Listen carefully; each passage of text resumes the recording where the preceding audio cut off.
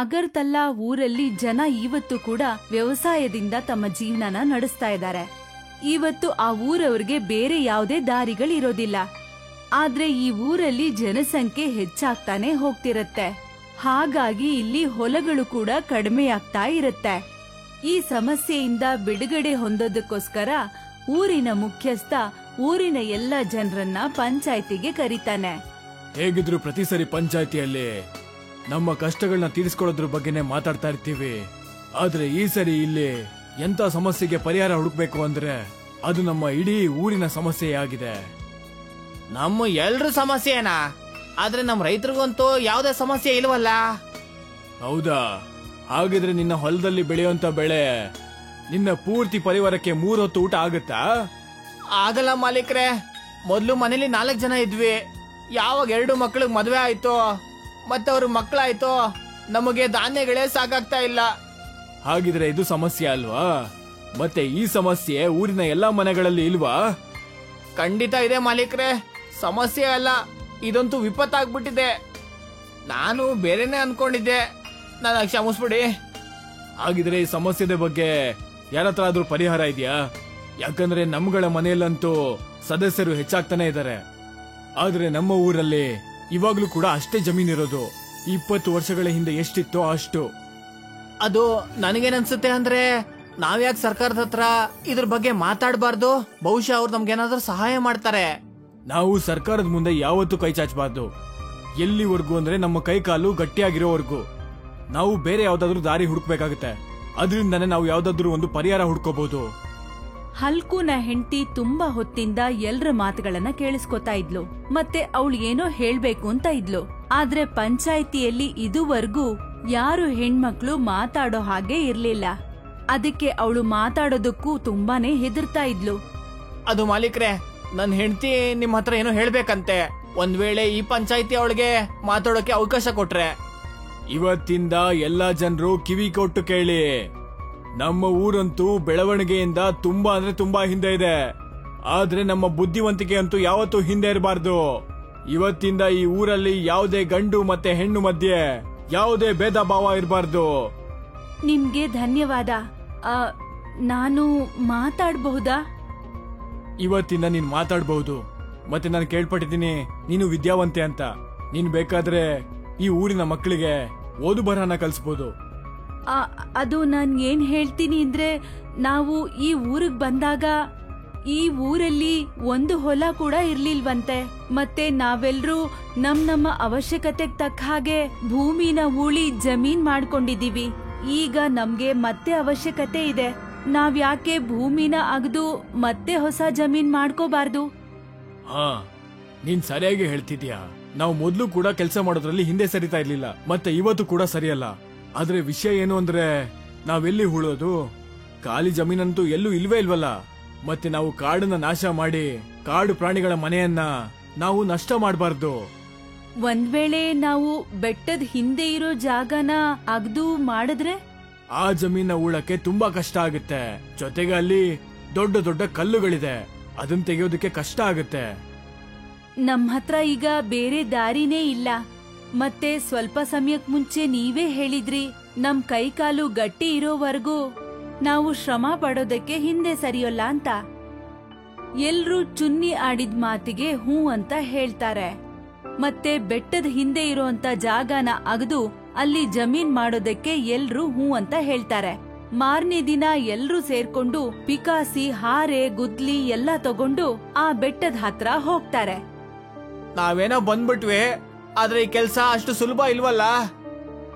ನೀವ್ ಅನ್ಕೊಂಡಿರೋ ಅಷ್ಟು ಕಷ್ಟದ ಕೆಲ್ಸ ಕೂಡ ಅಲ್ಲ ಇದು. ಮತ್ತೆ ಈಗ ನಾವಿಬ್ರು ಒಂಟಿಯಾಗಿಲ್ಲ. ನನಗಂತೂ ಗೊತ್ತೇ ಇರ್ಲಿಲ್ಲ ನನ್ ಹೆಂಡತಿಗೆ ಎಷ್ಟೊಂದು ಶಕ್ತಿ ಇದೆ ಅಂತ. ಮತ್ತೆ ನನಗೂ ಗೊತ್ತಿರ್ಲಿಲ್ಲ ನೀವು ಇಷ್ಟು ದುರ್ಬಲರು ಅಂತ. ಸ್ವಲ್ಪ ಕೆಲ್ಸ ಮಾಡಿದ ತಕ್ಷಣ ಸುಸ್ತಾಗ್ಬಿಟ್ಟಿದೀರಾ. ಇವಾಗಲ್ಲ ಚುನ್ನಿ, ಯೌವನ ಹೋಗ್ಬಿಟ್ಟಿದೆ. ನಿಜ ಹೇಳ, ಈಗ ನನಗೆ ವ್ಯವಸಾಯ ಮಾಡೋಕ್ಕೂ ಸ್ವಲ್ಪನೂ ಶಕ್ತಿ ಇಲ್ಲ. ಮಂಡಿ ನೋವು ತುಂಬಾ ಬರ್ತಾ ಇದೆ. ಆದ್ರೆ ನಾನು ಯಾರಿಗೂ ಹೇಳಲ್ಲ ಅಷ್ಟೇ. ಅದು ಅಲ್ಲದೆ ಹೇಳಿ ಏನ್ ತಾನೇ ಪ್ರಯೋಜನ? ಈ ಮಾತನ್ನ ಹೇಳಿ ಹಲ್ಕು ಭೂಮಿನ ಅಗಿಯೋದಕ್ಕೆ ಶುರು ಮಾಡ್ತಾನೆ. ಆದ್ರೆ ಚುನ್ನಿ ಅವನ್ ಹತ್ರ ಹೋಗಿ ಹಾರೇನ ಅವನ್ ಕೈಯಿಂದ ತಗೋತಾಳೆ. ನಿಜ ಹೇಳ್ತೀನಿ, ನನಗೆ ಇದ್ರ ಬಗ್ಗೆ ಏನೇನೂ ಗೊತ್ತಿರ್ಲಿಲ್ಲ. ಗೊತ್ತಿದ್ದಿದ್ರೆ ನಾನ್ ನಿಮ್ಗೆ ಕೆಲ್ಸ ಮಾಡು ಅಂತ ಹೇಳ್ತಾ ಇರ್ಲಿಲ್ಲ. ಇವತ್ತಿಂದ ನೀವು ವಿಶ್ರಾಂತಿ ತಗೊಳ್ಳಿ. ಎಲ್ಲಿವರೆಗೂ ನನ್ ಮೈಯಲ್ಲಿ ಶಕ್ತಿ ಇದೆಯೋ ನಮ್ಮಿಬ್ಬರಿಗೋಸ್ಕರ ನಾನೊಬ್ಳೇ ಕಷ್ಟ ಪಡ್ತೀನಿ. ಅದು ಅಲ್ಲದೆ ನಾನು ಯಾರ ಮೇಲೂ ಅಷ್ಟೊಂದು ನಂಬಿಕೆ ಇಡಲ್ಲ.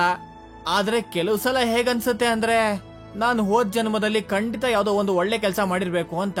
ಅದಕ್ಕೆ ಈ ಜನ್ಮದಲ್ಲಿ ನನಗೆ ನಿನ್ನಂತ ಸಂಸ್ಕಾರ ಇರೋಂತ ಹೆಂಡತಿ ಸಿಕ್ಕಿದಾಳೆ. ಹೌದಾ?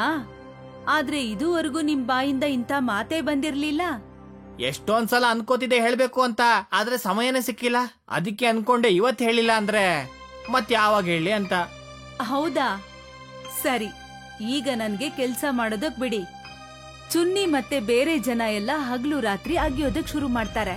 ಮತ್ತೆ ಒಂದಿನ ಹೀಗೆ ಅಗಿತಾ ಅಗಿತಾ ಚುನ್ನಿಗೆ ಭೂಮಿ ಒಳಗೆ ತುಂಬಾನೇ ಭಗವಂತನ ಮೂರ್ತಿಗಳು ಸಿಗುತ್ತೆ. ಎಲ್ರೂ ಬನ್ನಿ ಇಲ್ಲಿ, ಬೇಗ ಬನ್ನಿ. ಮೂರ್ತಿಗಳನ್ನ ನೋಡಿ ಎಲ್ರೂ ತುಂಬಾ ಖುಷಿ ಪಡ್ತಾರೆ. ಇದು ಕೇವಲ ದೇವರ ಮೂರ್ತಿಗಳಲ್ಲ, ಬದ್ಲಿಗೆ ನಮ್ಗೆಲ್ರಿಗೂ ದೇವರ ಆಶೀರ್ವಾದ ಸಿಕ್ಕಿದೆ. ಇನ್ ಮುಂದೆ ನಾವೆಲ್ಲ ಸೇರಿ ದೇವಸ್ಥಾನಗಳನ್ನ ಮಾಡಿ ಈ ಮೂರ್ತಿಗಳನ್ನ ಅಲ್ಲಿ ಸ್ಥಾಪನೆ ಮಾಡೋಣ. ಊರಿನ ಜನ ತಮ್ಮ ಕೈಗಳಿಂದನೇ ಊರಲ್ಲಿ 4 ಮಂದಿರನ ಕಟ್ತಾರೆ. ಮತ್ತೆ 4 ಮೂರ್ತಿಗಳನ್ನ ಬೇರೆ ಬೇರೆ ದೇವಸ್ಥಾನಗಳಲ್ಲಿ ಪ್ರತಿಷ್ಠಾಪನೆ ಮಾಡ್ತಾರೆ. ಯಾವಾಗ ಈ ವಿಷಯ ಎಲ್ರಿಗೂ ಗೊತ್ತಾಗತ್ತೋ ಆಗ ದೂರ ದೂರದ ಊರಿಂದ ಜನ ದೇವಸ್ಥಾನಕ್ಕೆ ಬರ್ತಾ ಇರ್ತಾರೆ. ಅರೆ ವಾ, ಎಂತ ಭವ್ಯವಾದ ಮೂರ್ತಿಯನ್ನ ನಾನ್ ನೋಡೇ ಇಲ್ವಲ್ಲ. ಹೇಗನ್ನಿಸ್ತಾ ಇದೆ ಅಂದ್ರೆ ಸ್ವತಃ ದೇವರೇ ದರ್ಶನ ಕೊಟ್ಟಿರೋ ಹಾಗೆ. ಹಾ ಹೌದು, ನಾವು ಕೂಡ ಇವ್ರನ್ನ ಮೊದಲನೇ ಸರಿ ನೋಡಿದಾಗ ನಾವು ಕೂಡ ನೋಡ್ಕೊಂಡೆ ನಿಂತ್ಬಿಟ್ವಿ. ನಾನ್ ಸ್ವಲ್ಪ ಅಗರಬತ್ತಿ ಪ್ಯಾಕೆಟ್ ತಂದಿದ್ದೀನಿ. ಇದನ್ನ ಇಲ್ಲೇ ದೇವಸ್ಥಾನದಲ್ಲಿ ಇಟ್ಬಿಡ್ತೀನಿ. ನೀವುಗಳಿದ್ನ ದೇವ್ರಿಗೆ ಹಚ್ಬಿಡಿ. ಮುಖ್ಯಸ್ಥ ನೋಡ್ತಾನೆ ಯಾವ ಜನ ಎಲ್ಲ ಭಗವಂತನ ದರ್ಶನಕ್ಕೆ ಬರ್ತಾರೋ ಅವರೆಲ್ಲ ಅಗರಬತ್ತಿಗಳನ್ನ ಹೊರಗಡೆಯಿಂದಾನೇ ಖರೀದಿಸ್ತರ್ತಾರೆ. ಅದರಿಂದ ಅವನ ತಲೆಯಲ್ಲಿ ಒಂದು ಯೋಚನೆ ಬರುತ್ತೆ. ಆಗ ಅವನು ಮತ್ತೆ ಊರಿನ ಜನನೆಲ್ಲ ಒಟ್ಟುಗೂಡಿಸ್ಕೋತಾನೆ. ನೋಡಿ, ನಾನಿವತ್ತು ಜಾಸ್ತಿ ಸಮಯ ತಗೊಳಲ್ಲ. ಏನ್ ಹೇಳ್ಬೇಕು ಅಂತಿದೀನಿ ಅಂದ್ರೆ, ನಮ್ಮ ಊರಿಗೆ ಜನರು ದರ್ಶನ ಪಡೆಯೋದಕ್ಕೆ ಅಂತ ಬರ್ತಾರೆ. ಮತ್ತೆ ಅಗರಬತ್ತಿಗಳನ್ನ ಬೇರೆ ಕಡೆಯಿಂದ ತಗೊಂಡ್ ಬರ್ತಾರೆ. ಮತ್ತೆ ಅದೇ ಅಗರಬತ್ತಿಯನ್ನ ನಾವುಗಳು ತಯಾರು ಮಾಡಿದ್ರೆ ಅವಾಗ ಹೇಗಿರುತ್ತೆ? ತುಂಬಾ ಒಳ್ಳೆ ಸುದ್ದಿ. ಆದ್ರೆ ಅಗರಬತ್ತಿ ತಯಾರು ಮಾಡೋದು ಹೇಗೆ? ನಾವ್ ಅಗರಬತ್ತಿ ಮರನ ಬೆಳ್ಸೋಣ. ಅಗರಬತ್ತಿ ಮರನ? ಅದ್ ಹೇಗೆ? ನೋಡಿ, ಅಗರಬತ್ತಿ ಮಾಡೋದಕ್ಕೆ ಬಿದಿರಿನ ಕಡ್ಡಿನ ಉಪಯೋಗಿಸ್ತಾರೆ. ಮತ್ತೆ ಸುಗಂಧಕ್ಕೋಸ್ಕರ ಗುಲಾಬಿ ಹೂಗಳನ್ನ. ನಾವು ಇವೆರಡರ ವ್ಯವಸಾಯ ಮಾಡೋಣ. ಮತ್ತೆ ಹಸುಗಳಂತೂ ನಮ್ಮೆಲ್ರ ಮನೆಯಲ್ಲೂ ಇದೆ. ಅದರ ಗೊಬ್ಬರ ಅಂತೂ ಅಗರಬತ್ತಿ ಮಾಡೋದಕ್ಕೆ ತುಂಬಾ ಒಳ್ಳೇದು. ನೀನ್ ಹೇಳ್ತಿರೋ ವಿಷಯ ತುಂಬಾ ಚೆನ್ನಾಗಿದೆ. ಹಲ್ಕು ನಿನ್ ಹೆಂಡತಿ ಅಂತೂ ತುಂಬಾ ಬುದ್ಧಿವಂತಳು. ಏನ್ ನೋಡಿ ಮದ್ವೆ ಆದ್ಯಪ್ಪ? ನಾನು ಅದನ್ನೇ ಯೋಚಿಸ್ತಾ ಇದ್ದೀನಿ. ನನ್ನಂತವನ್ಗೆ ಇಂಥ ಹೆಂಡತಿ ಹೆಂಗ್ ಸಿಕ್ಕುದ್ಲು ಅಂತ. ಹೇಗಾದ್ರೂ ಸಿಗ್ಲಿ, ಅವಳು ನಿನ್ನ ಜೊತೆಗೆ ಈ ಊರಿನ ಉದ್ಧಾರ ಕೂಡ ಮಾಡಿದ್ದಾಳೆ. ಈಗ ಎಲ್ರೂ ಅವರವರ ಜಮೀನಲ್ಲಿ ಬಿದಿರಿನ ಮರ ಮತ್ತೆ ಗುಲಾಬಿ ಗಿಡಗಳನ್ನ ನೆಡ್ತಾರೆ. ಸ್ವಲ್ಪ ಸಮಯದಲ್ಲೇ ಈ ಗಿಡಗಳೆಲ್ಲ ಬೆಳೆದು ದೊಡ್ಡದಾಗ್ಬಿಡತ್ತೆ. ಈಗ ಇದೆಲ್ಲ ಬೆಳೆದು ದೊಡ್ಡದಾಗ್ಬಿಟ್ಟಿದೆ. ನಾವು ಇದನ್ನ ಉಪಯೋಗಿಸ್ಕೊಂಡೆ ಅಗರಬತ್ತಿನ ಮಾಡೋಣ. ಎಲ್ಲ ಜನ ತಾವು ಬೆಳೆಸಿರುವಂತ ಬಿದಿರನ್ನ ಕಡಿಯೋದಕ್ಕೆ ಶುರು ಮಾಡ್ತಾರೆ. ಮತ್ತೆ ಅದನ್ನೆಲ್ಲ ಚಿಕ್ಕ ಚಿಕ್ಕದಾಗಿ ಕತ್ತರಿಸಿ ಅಗರಬತ್ತಿ ಮಾಡೋದಕ್ಕೆ ಸಿದ್ಧ ಮಾಡ್ಕೋತಾರೆ. ಇದಾದ ನಂತರ ಹಸುವಿನ ಸಗಣಿಯನ್ನ ಗುಲಾಬಿ ನೀರಲ್ಲಿ ನೆನೆಸಿ ಅದರ ಲೇಪನ ಬಿದಿರಿನ ಕಡ್ಡಿಗೆ ಹೊಸಿತಾರೆ. ಈಗ ಅಗರಬತ್ತಿಗಳನ್ನ ಮಾಡಿ ರೆಡಿ ಮಾಡ್ತಾರೆ. ನಾವಂತೂ ಈಗ ನಮ್ಮ ಸ್ವಂತ ಉದ್ಯೋಗವನ್ನ ಪ್ರಾರಂಭ ಮಾಡಿದ್ದೀವಿ. ಈಗ ಊರಿನ ಎಲ್ಲ ಜನರಿಗೂ ಯಾವ ವಿಷಯ ತಲುಪಬೇಕು ಅಂದ್ರೆ, ಯಾವುದೇ ವ್ಯಕ್ತಿ ನಮ್ಮ ದೇವಸ್ಥಾನಕ್ಕೆ ಬಂದ್ರೆ ಅವರು ಅಗರಬತ್ತಿಯನ್ನ ಇದೇ ಊರಿಂದ ಖರೀದಿ ಮಾಡಬೇಕು. ಈಗ ಯಾರೇ ಭಕ್ತರು ದೇವಸ್ಥಾನಕ್ಕೆ ಹೊರಗಡೆಯಿಂದ ಬಂದ್ರೆ ಅವರಿಗೆ ಊರಲ್ಲಿ ಮಾಡಿರೋಂತ ಅಗರಬತ್ತಿಯನ್ನ ತಗೊಳ್ಳಿ ಅಂತ ಇವ್ರು ಹೇಳ್ತಾರೆ. ಮತ್ತೆ ನಿಧಾನವಾಗಿ ಎಲ್ರಿಗೂ ಗೊತ್ತಾಗ್ಬಿಡತ್ತೆ ಈ ಅಗರ್ತಲ್ಲ ಊರಿನ ಜನರೆಲ್ಲ ಈಗ ಅಗರಬತ್ತಿ ಮಾಡೋಕೆ ಶುರು ಮಾಡಿದ್ದಾರೆ ಅಂತ. ಇದ್ರಿಂದ ಊರಿಂದ ಹೊರಗಡೆ ಒಬ್ಬ ಅಗರಬತ್ತಿ ಮಾಡೋಂತ ವ್ಯಕ್ತಿಗೆ ತುಂಬಾ ನಷ್ಟ ಆಗತ್ತೆ. ಇಷ್ಟು ದಿನದ ತನಕ ಶಿವಂ ಅಗರಬತ್ತಿನ ಎಲ್ಲಾ ಕಡೆ ತಗೋತಾ ಇದ್ರು. ಎಲ್ಲಾ ದೇವಸ್ಥಾನದಲ್ಲೂ ಅದನ್ನೇ ಹಚ್ತಾ ಇದ್ರು. ಯಾವಾಗ ಪಕ್ಕದೂರ್ನವರು ಅಗರಬತ್ತಿ ಮಾಡೋದನ್ನ ಶುರು ಮಾಡಿದ್ರು ಆಗಿಂದ ಶಿವಂ ಬ್ರ್ಯಾಂಡ್ನ ಅಗರಬತ್ತಿಗಳು ಮಾರಾಟನೇ ಆಗ್ತಾ ಇಲ್ಲ. ಏನಾದ್ರೂ ಬುದ್ಧಿ ಉಪಯೋಗಿಸಲೇಬೇಕು. ಶಿವಂಗೆ ಯಾವಾಗ ಏನು ಉಪಾಯ ಹೊಳೆಯೋದಿಲ್ವೋ ಆಗ ಅವನು ಊರಿನ ಒಳಗ್ ಬಂದು ಊರಿನ ಮುಖ್ಯಸ್ಥನತ್ರ ಇದ್ರ ಬಗ್ಗೆ ಮಾತಾಡ್ತಾನೆ. ಮುಖ್ಯಸ್ಥರೇ, ನೀವಂತೂ ಎಷ್ಟೋ ವರ್ಷಗಳಿಂದ ನಾನ್ ತಯಾರು ಮಾಡಿರುವಂತ ಅಗರಬತ್ತಿಯನ್ನ ದೇವಸ್ಥಾನದಲ್ಲಿ ಉಪಯೋಗಿಸ್ತಾ ಇದ್ದೀರಾ. ಅದಕ್ಕೆ ನನ್ ಬಗ್ಗೆ ಹೇಳ್ಕೊಳ್ಳೋ ಅವಶ್ಯಕತೆ ಏನು ಕೂಡ ಇಲ್ಲ. ಆದ್ರೆ ಇವತ್ತಿಗೆ ನನ್ನ ಪರಿಸ್ಥಿತಿ ಹೇಗಾಗಿದೆ ಅಂದ್ರೆ ಇದ್ರ ಬಗ್ಗೆ ನೀವು ತಿಳ್ಕೊಳ್ಳೋದು ತುಂಬಾ ಅವಶ್ಯಕತೆ ಇದೆ. ಮತ್ತೆ ಇದ್ರೆಲ್ಲರ ಹಿಂದೆ ನಿಮ್ಮ ಊರಿನ ಕೈವಾಡ ಇದೆ. ಒಂದ್ ವೇಳೆ ನಮ್ಮಿಂದ ಏನಾದ್ರೂ ತಪ್ಪಾಗಿದ್ರೆ ನಮ್ಮನ್ನ ಕ್ಷಮಿಸ್ಬಿಡು. ಆದ್ರೆ ನನಗ್ ಗೊತ್ತಿರೋ ಪ್ರಕಾರ ಈ ಊರಿನ ಜನ ಇಲ್ಲಿವರೆಗೂ ಯಾವುದೇ ರೀತಿಯ ತಪ್ಪು ಕೆಲಸಗಳನ್ನ ಮಾಡಿಲ್ಲ, ಬೇರೆಯವ್ರಿಗೆ ತೊಂದರೆ ಆಗುವಂತದ್ದು. ಆದ್ರೂ ನೀವು ಹೇಳ್ತಿದ್ದೀರಾ ಅಂದ್ರೆ ಖಂಡಿತ ಇದ್ರ ಹಿಂದೆ ಯಾವ್ದೋ ಕಾರಣ ಇರ್ಬೇಕು. ಕಾರಣ ಏನಂದ್ರೆ ನಿಮ್ಮ ಊರಿನವರು ಯಾವಾಗಿಂದ ಅಗರಬತ್ತಿ ತಯಾರು ಮಾಡಕ್ ಶುರು ಮಾಡಿದ್ರೋ ಅವತ್ತಿಂದ ಯಾರು ಕೂಡ ನಾನ್ ತಯಾರು ಮಾಡಿರೋ ಅಗರಬತ್ತಿಯನ್ನ ಖರೀದಿ ಮಾಡ್ತಾನೆ ಇಲ್ಲ. ಆದ್ರೆ ನಾವೀ ಕೆಲ್ಸನ ಶುರು ಮಾಡಿರೋದು ನಿಮ್ ಕೆಲ್ಸನ ನಿಲ್ಸೋದಕ್ಕಲ್ಲ, ಬದ್ಲಿಗೆ ಊರಲ್ಲಿ ಜೀವನ ಮಾಡೋ ಜನರಿಗೋಸ್ಕರ. ಆದ್ರೆ ಇದರಿಂದ ಕೆಲ್ಸ ಅಂತೂ ನಿಂತೋಗಿರೋದು ನಂದೇ ತಾನೇ. ಅದು ಅಲ್ದೆ ನಿಮ್ಮ ಊರಿನವ್ರಿಗೆ ಜೀವನ ನಡೆಸೋದಕ್ಕೆ ಜಮೀನಿದೆ, ನೀವ್ಯಾಕೆ ವ್ಯವಸಾಯ ಮಾಡಲ್ಲ? ನಾವೇನೋ ರೈತರು ಹೌದು, ಆದ್ರೆ ಯಾವಾಗಿಂದ ಊರಲ್ಲಿ ದೇವಸ್ಥಾನ ಕಟ್ಟಿದ್ವೋ ನಾವು ಅಗರಬತ್ತಿ ತಯಾರು ಮಾಡೋ ಕೆಲಸ ಕೂಡ ಶುರು ಮಾಡ್ಕೊಂಡ್ವಿ. ಯಾಕಂದ್ರೆ ನಮ್ಮ ಅವಶ್ಯಕತೆಗಳು ಕೂಡ ಪ್ರತಿದಿನ ಹೆಚ್ಚಾಗ್ತಾ ಇತ್ತು. ಆದ್ರೆ ನಿಮ್ ಊರ್ನವರು ಈ ಕೆಲ್ಸನ ನಿಲ್ಲಿಸ್ಬೇಕಾಗತ್ತೆ. ನೋಡಿ, ನಾವಂತೂ ಯಾರಿಗೂ ಕೆಟ್ಟದ್ ಮಾಡ್ತಾ ಇಲ್ಲ, ಅದಕ್ಕೆ ನಾವು ಕೆಲ್ಸ ಅಂತೂ ನಿಲ್ಸೋದಿಲ್ಲ. ಹಾಗೆ ನಿಮ್ಗಂತೂ ಹಾಲು ಮಾರಾಟದಲ್ಲಿ ತುಂಬಾ ಲಾಭ ಬರ್ತಾ ಇದೆ. ಸುತ್ತಮುತ್ತ ಇರೋ ಎಲ್ಲಾ ಊರಿನ ಹಾಲು ನಿಮ್ಮ ಡೈರಿಗೆ ತಾನೇ ಬರೋದು. ನಿಮ್ಗೆ ಯಾಕೆ ದುಡ್ಡಿನ ಸಮಸ್ಯೆ ಬರುತ್ತೆ? ನೀವು ತುಂಬಾ ದೊಡ್ಡ ತಪ್ಪು ಮಾಡ್ತಾ ಇದ್ದೀರಾ. ನೀವೆಲ್ರೂ ಇದಕ್ಕೆ ಬೆಲೆ ಕಟ್ಬೇಕಾಗತ್ತೆ. ಶಿವಂ ಊರಿನ ಮುಖ್ಯಸ್ಥನಿಗೆ ಬೆದರಿಕೆ ಹಾಕಿ ಅಲ್ಲಿಂದ ಹೊರಟ್ಬಿಡ್ತಾನೆ. ಆದ್ರೆ ಅವನು ಕೋಪದಲ್ಲಿ ಏನೆಲ್ಲ ಮಾಡ್ತಾನೋ ಅದ್ರಿಂದ ಏನೂ ಆಗೋದಿಲ್ಲ. ಮುಖ್ಯಸ್ಥ ಮತ್ತೆ ಊರಿನ ಬಾಕಿ ಜನ ಎಲ್ಲ ಅಗರಬತ್ತಿ ಮಾಡೋದನ್ನ ಬಿಡೋದೇ ಇಲ್ಲ. ಬಹುಶಃ ಇವರೆಲ್ಲ ಹೀಗ್ ಕೇಳಲ್ಲ ಅನ್ಸುತ್ತೆ. ಈಗ ಬೇರೆ ದಾರಿ ಹುಡುಕ್ಬೇಕಾಗತ್ತೆ. ನಾನ್ ಯಾಕೆ ಇವ್ರು ಬೆಳೆಸಿರೋ ಆ ಬಿದಿರನ್ನ ನಾಶ ಮಾಡಬಾರ್ದು? ಬಿದಿರೇ ಇಲ್ಲ ಅಂದ್ಮೇಲೆ ಅವ್ರು ಹೇಗ್ ಅಗರಬತ್ತಿ ಮಾಡ್ತಾರೆ ಅಂತ ನಾನು ನೋಡ್ತೀನಿ. ಮತ್ತೆ ಶಿವಂ ರಾತ್ರಿ ಹೊತ್ತಲ್ಲಿ ಯಾರಿಗೂ ಗೊತ್ತಾಗ್ದೆ ಬೆಂಕಿ ಪಂಜನ್ನ ತಗೊಂಡು ಊರಿನ ಜನರ ಜಮೀನಿಗೆ ಬರ್ತಾನೆ. ಮತ್ತೆ ಒಂದೊಂದಾಗಿ ಊರಿನ ಎಲ್ಲಾ ಜನರ ಜಮೀನಿಗೆ ಬೆಂಕಿ ಹಚ್ಬಿಡ್ತಾನೆ. ಮತ್ತೆ ನೋಡ್ತಿದ್ದ ಹಾಗೆ ಎಲ್ಲಾ ಗಿಡಗಳು ಬೆಂಕಿಯಲ್ಲಿ ಸುಟ್ಟು ಹೋಗುತ್ತವೆ. ಇವಾಗ ನಾನು ನೋಡ್ತೀನಿ ನೀವುಗಳು ಅಗರಬತ್ತಿ ಮಾಡ್ತಿರೋ, ಇಲ್ಲ ಅಂದ್ರೆ ಈ ಸುಟ್ಟೋಗಿರೋ ಬಿದಿರಿಂದ ಕಿಚಿಡಿ. ಬೆಳಗ್ಗೆ ಎದ್ದು ಊರಿನ ಜನ ನೋಡ್ತಾರೆ, ಅವರ ಜಮೀನಲ್ಲಿ ಬೆಳೆದಂತ ಎಲ್ಲಾ ಬಿದಿರು ಸುಟ್ಟು ಭಸ್ಮ ಆಗ್ಬಿಟ್ಟಿರತ್ತೆ. ಇದನ್ನ ನೋಡಿ ಎಲ್ಲ ಜನರಿಗೂ ತುಂಬಾನೇ ದುಃಖ ಆಗತ್ತೆ. ಮತ್ತೆ ಮುಖ್ಯಸ್ಥನಿಗೆ ಅನುಮಾನ ಬರುತ್ತೆ, ಇದು ಖಂಡಿತ ಶಿವಂದೇ ಕೆಲ್ಸ ಅಂತ. ಆದ್ರೆ ಏನೂ ಸಾಕ್ಷಿ ಇಲ್ದೇ ಇರೋದ್ರಿಂದ ಅವರು ಏನೂ ಮಾಡೋದಕ್ಕಾಗೋದಿಲ್ಲ. ಈಗಂತೂ ನಮ್ಗೆಲ್ರಿಗೂ ತುಂಬಾನೇ ನಷ್ಟ ಆಗಿದೆ. ಮತ್ತೆ ಹೊಸ ಗಿಡಗಳನ್ನ ಬೆಳೆಸೋದಕ್ಕೆ ಈಗ ತುಂಬಾನೇ ಸಮಯ ಹಿಡಿಯತ್ತೆ. ಇದನ್ನೆಲ್ಲ ಯಾರೋ ಬೇಕು ಅಂತಾನೆ ಮಾಡಿರೋ ಕೆಲ್ಸ. ಆದ್ರೆ ಈಗ ಏನ್ ಮಾಡೋದು? ನನ್ಗಂತೂ ಏನೂ ಅರ್ಥ ಆಗ್ತಾ ಇಲ್ಲ. ಈಗ ನಮ್ಮನ್ನ ಕಾಯೋ ಆ ದೇವ್ರೆ ಒಂದು ದಾರಿ ತೋರಿಸ್ಬೇಕು. ಮುಖ್ಯಸ್ಥ ಮತ್ತು ಊರಿನ ಜನರೆಲ್ಲ ದೇವಸ್ಥಾನಕ್ಕೆ ಹೋಗ್ತಾರೆ. ಮತ್ತೆ ಅವರೇ ಮಾಡಿರೋಂತ ಅಗರಬತ್ತಿಯನ್ನ ಹಚ್ಚಿ ಪೂಜೆ ಮಾಡ್ತಾರೆ. ಅಗರಬತ್ತಿ ಪೂರ್ತಿ ಸುಟ್ಟು ಹೋದ್ಮೇಲೆ ಅದರ ಕೆಳಗಿನ ಭಾಗ ಉಳಿಯತ್ತಲ್ಲ, ಅದನ್ನ ಸ್ವಚ್ಛ ಮಾಡಿದ್ಮೇಲೆ ಮುಖ್ಯಸ್ಥ ಅದನ್ನ ಕಸದ ಜೊತೆ ತಗೊಂಡ್ ಬಂದು ದೇವಸ್ಥಾನದ ಹಿಂದ್ಗಡೆ ಜಾಗಕ್ಕೆ ಹಾಕ್ತಾನೆ. ಮತ್ತೆ ಮಾರನೇ ದಿನ ಆ ಜಾಗದಲ್ಲಿ ಹೊಸದಾಗಿ ಒಂದು ಅಗರಬತ್ತಿಯ ಮರ ಬೆಳೆದ್ಬಿಟ್ಟಿರತ್ತೆ. ಮತ್ತೆ ಆ ಮರದಲ್ಲಿ ತುಂಬಾನೇ ಅಗರಬತ್ತಿಗಳು ನೇತಾಡ್ತಾ ಇರತ್ತೆ. ಅರೆ, ಇದಂತೂ ಚಮತ್ಕಾರ ಆಗ್ಬಿಡ್ತು.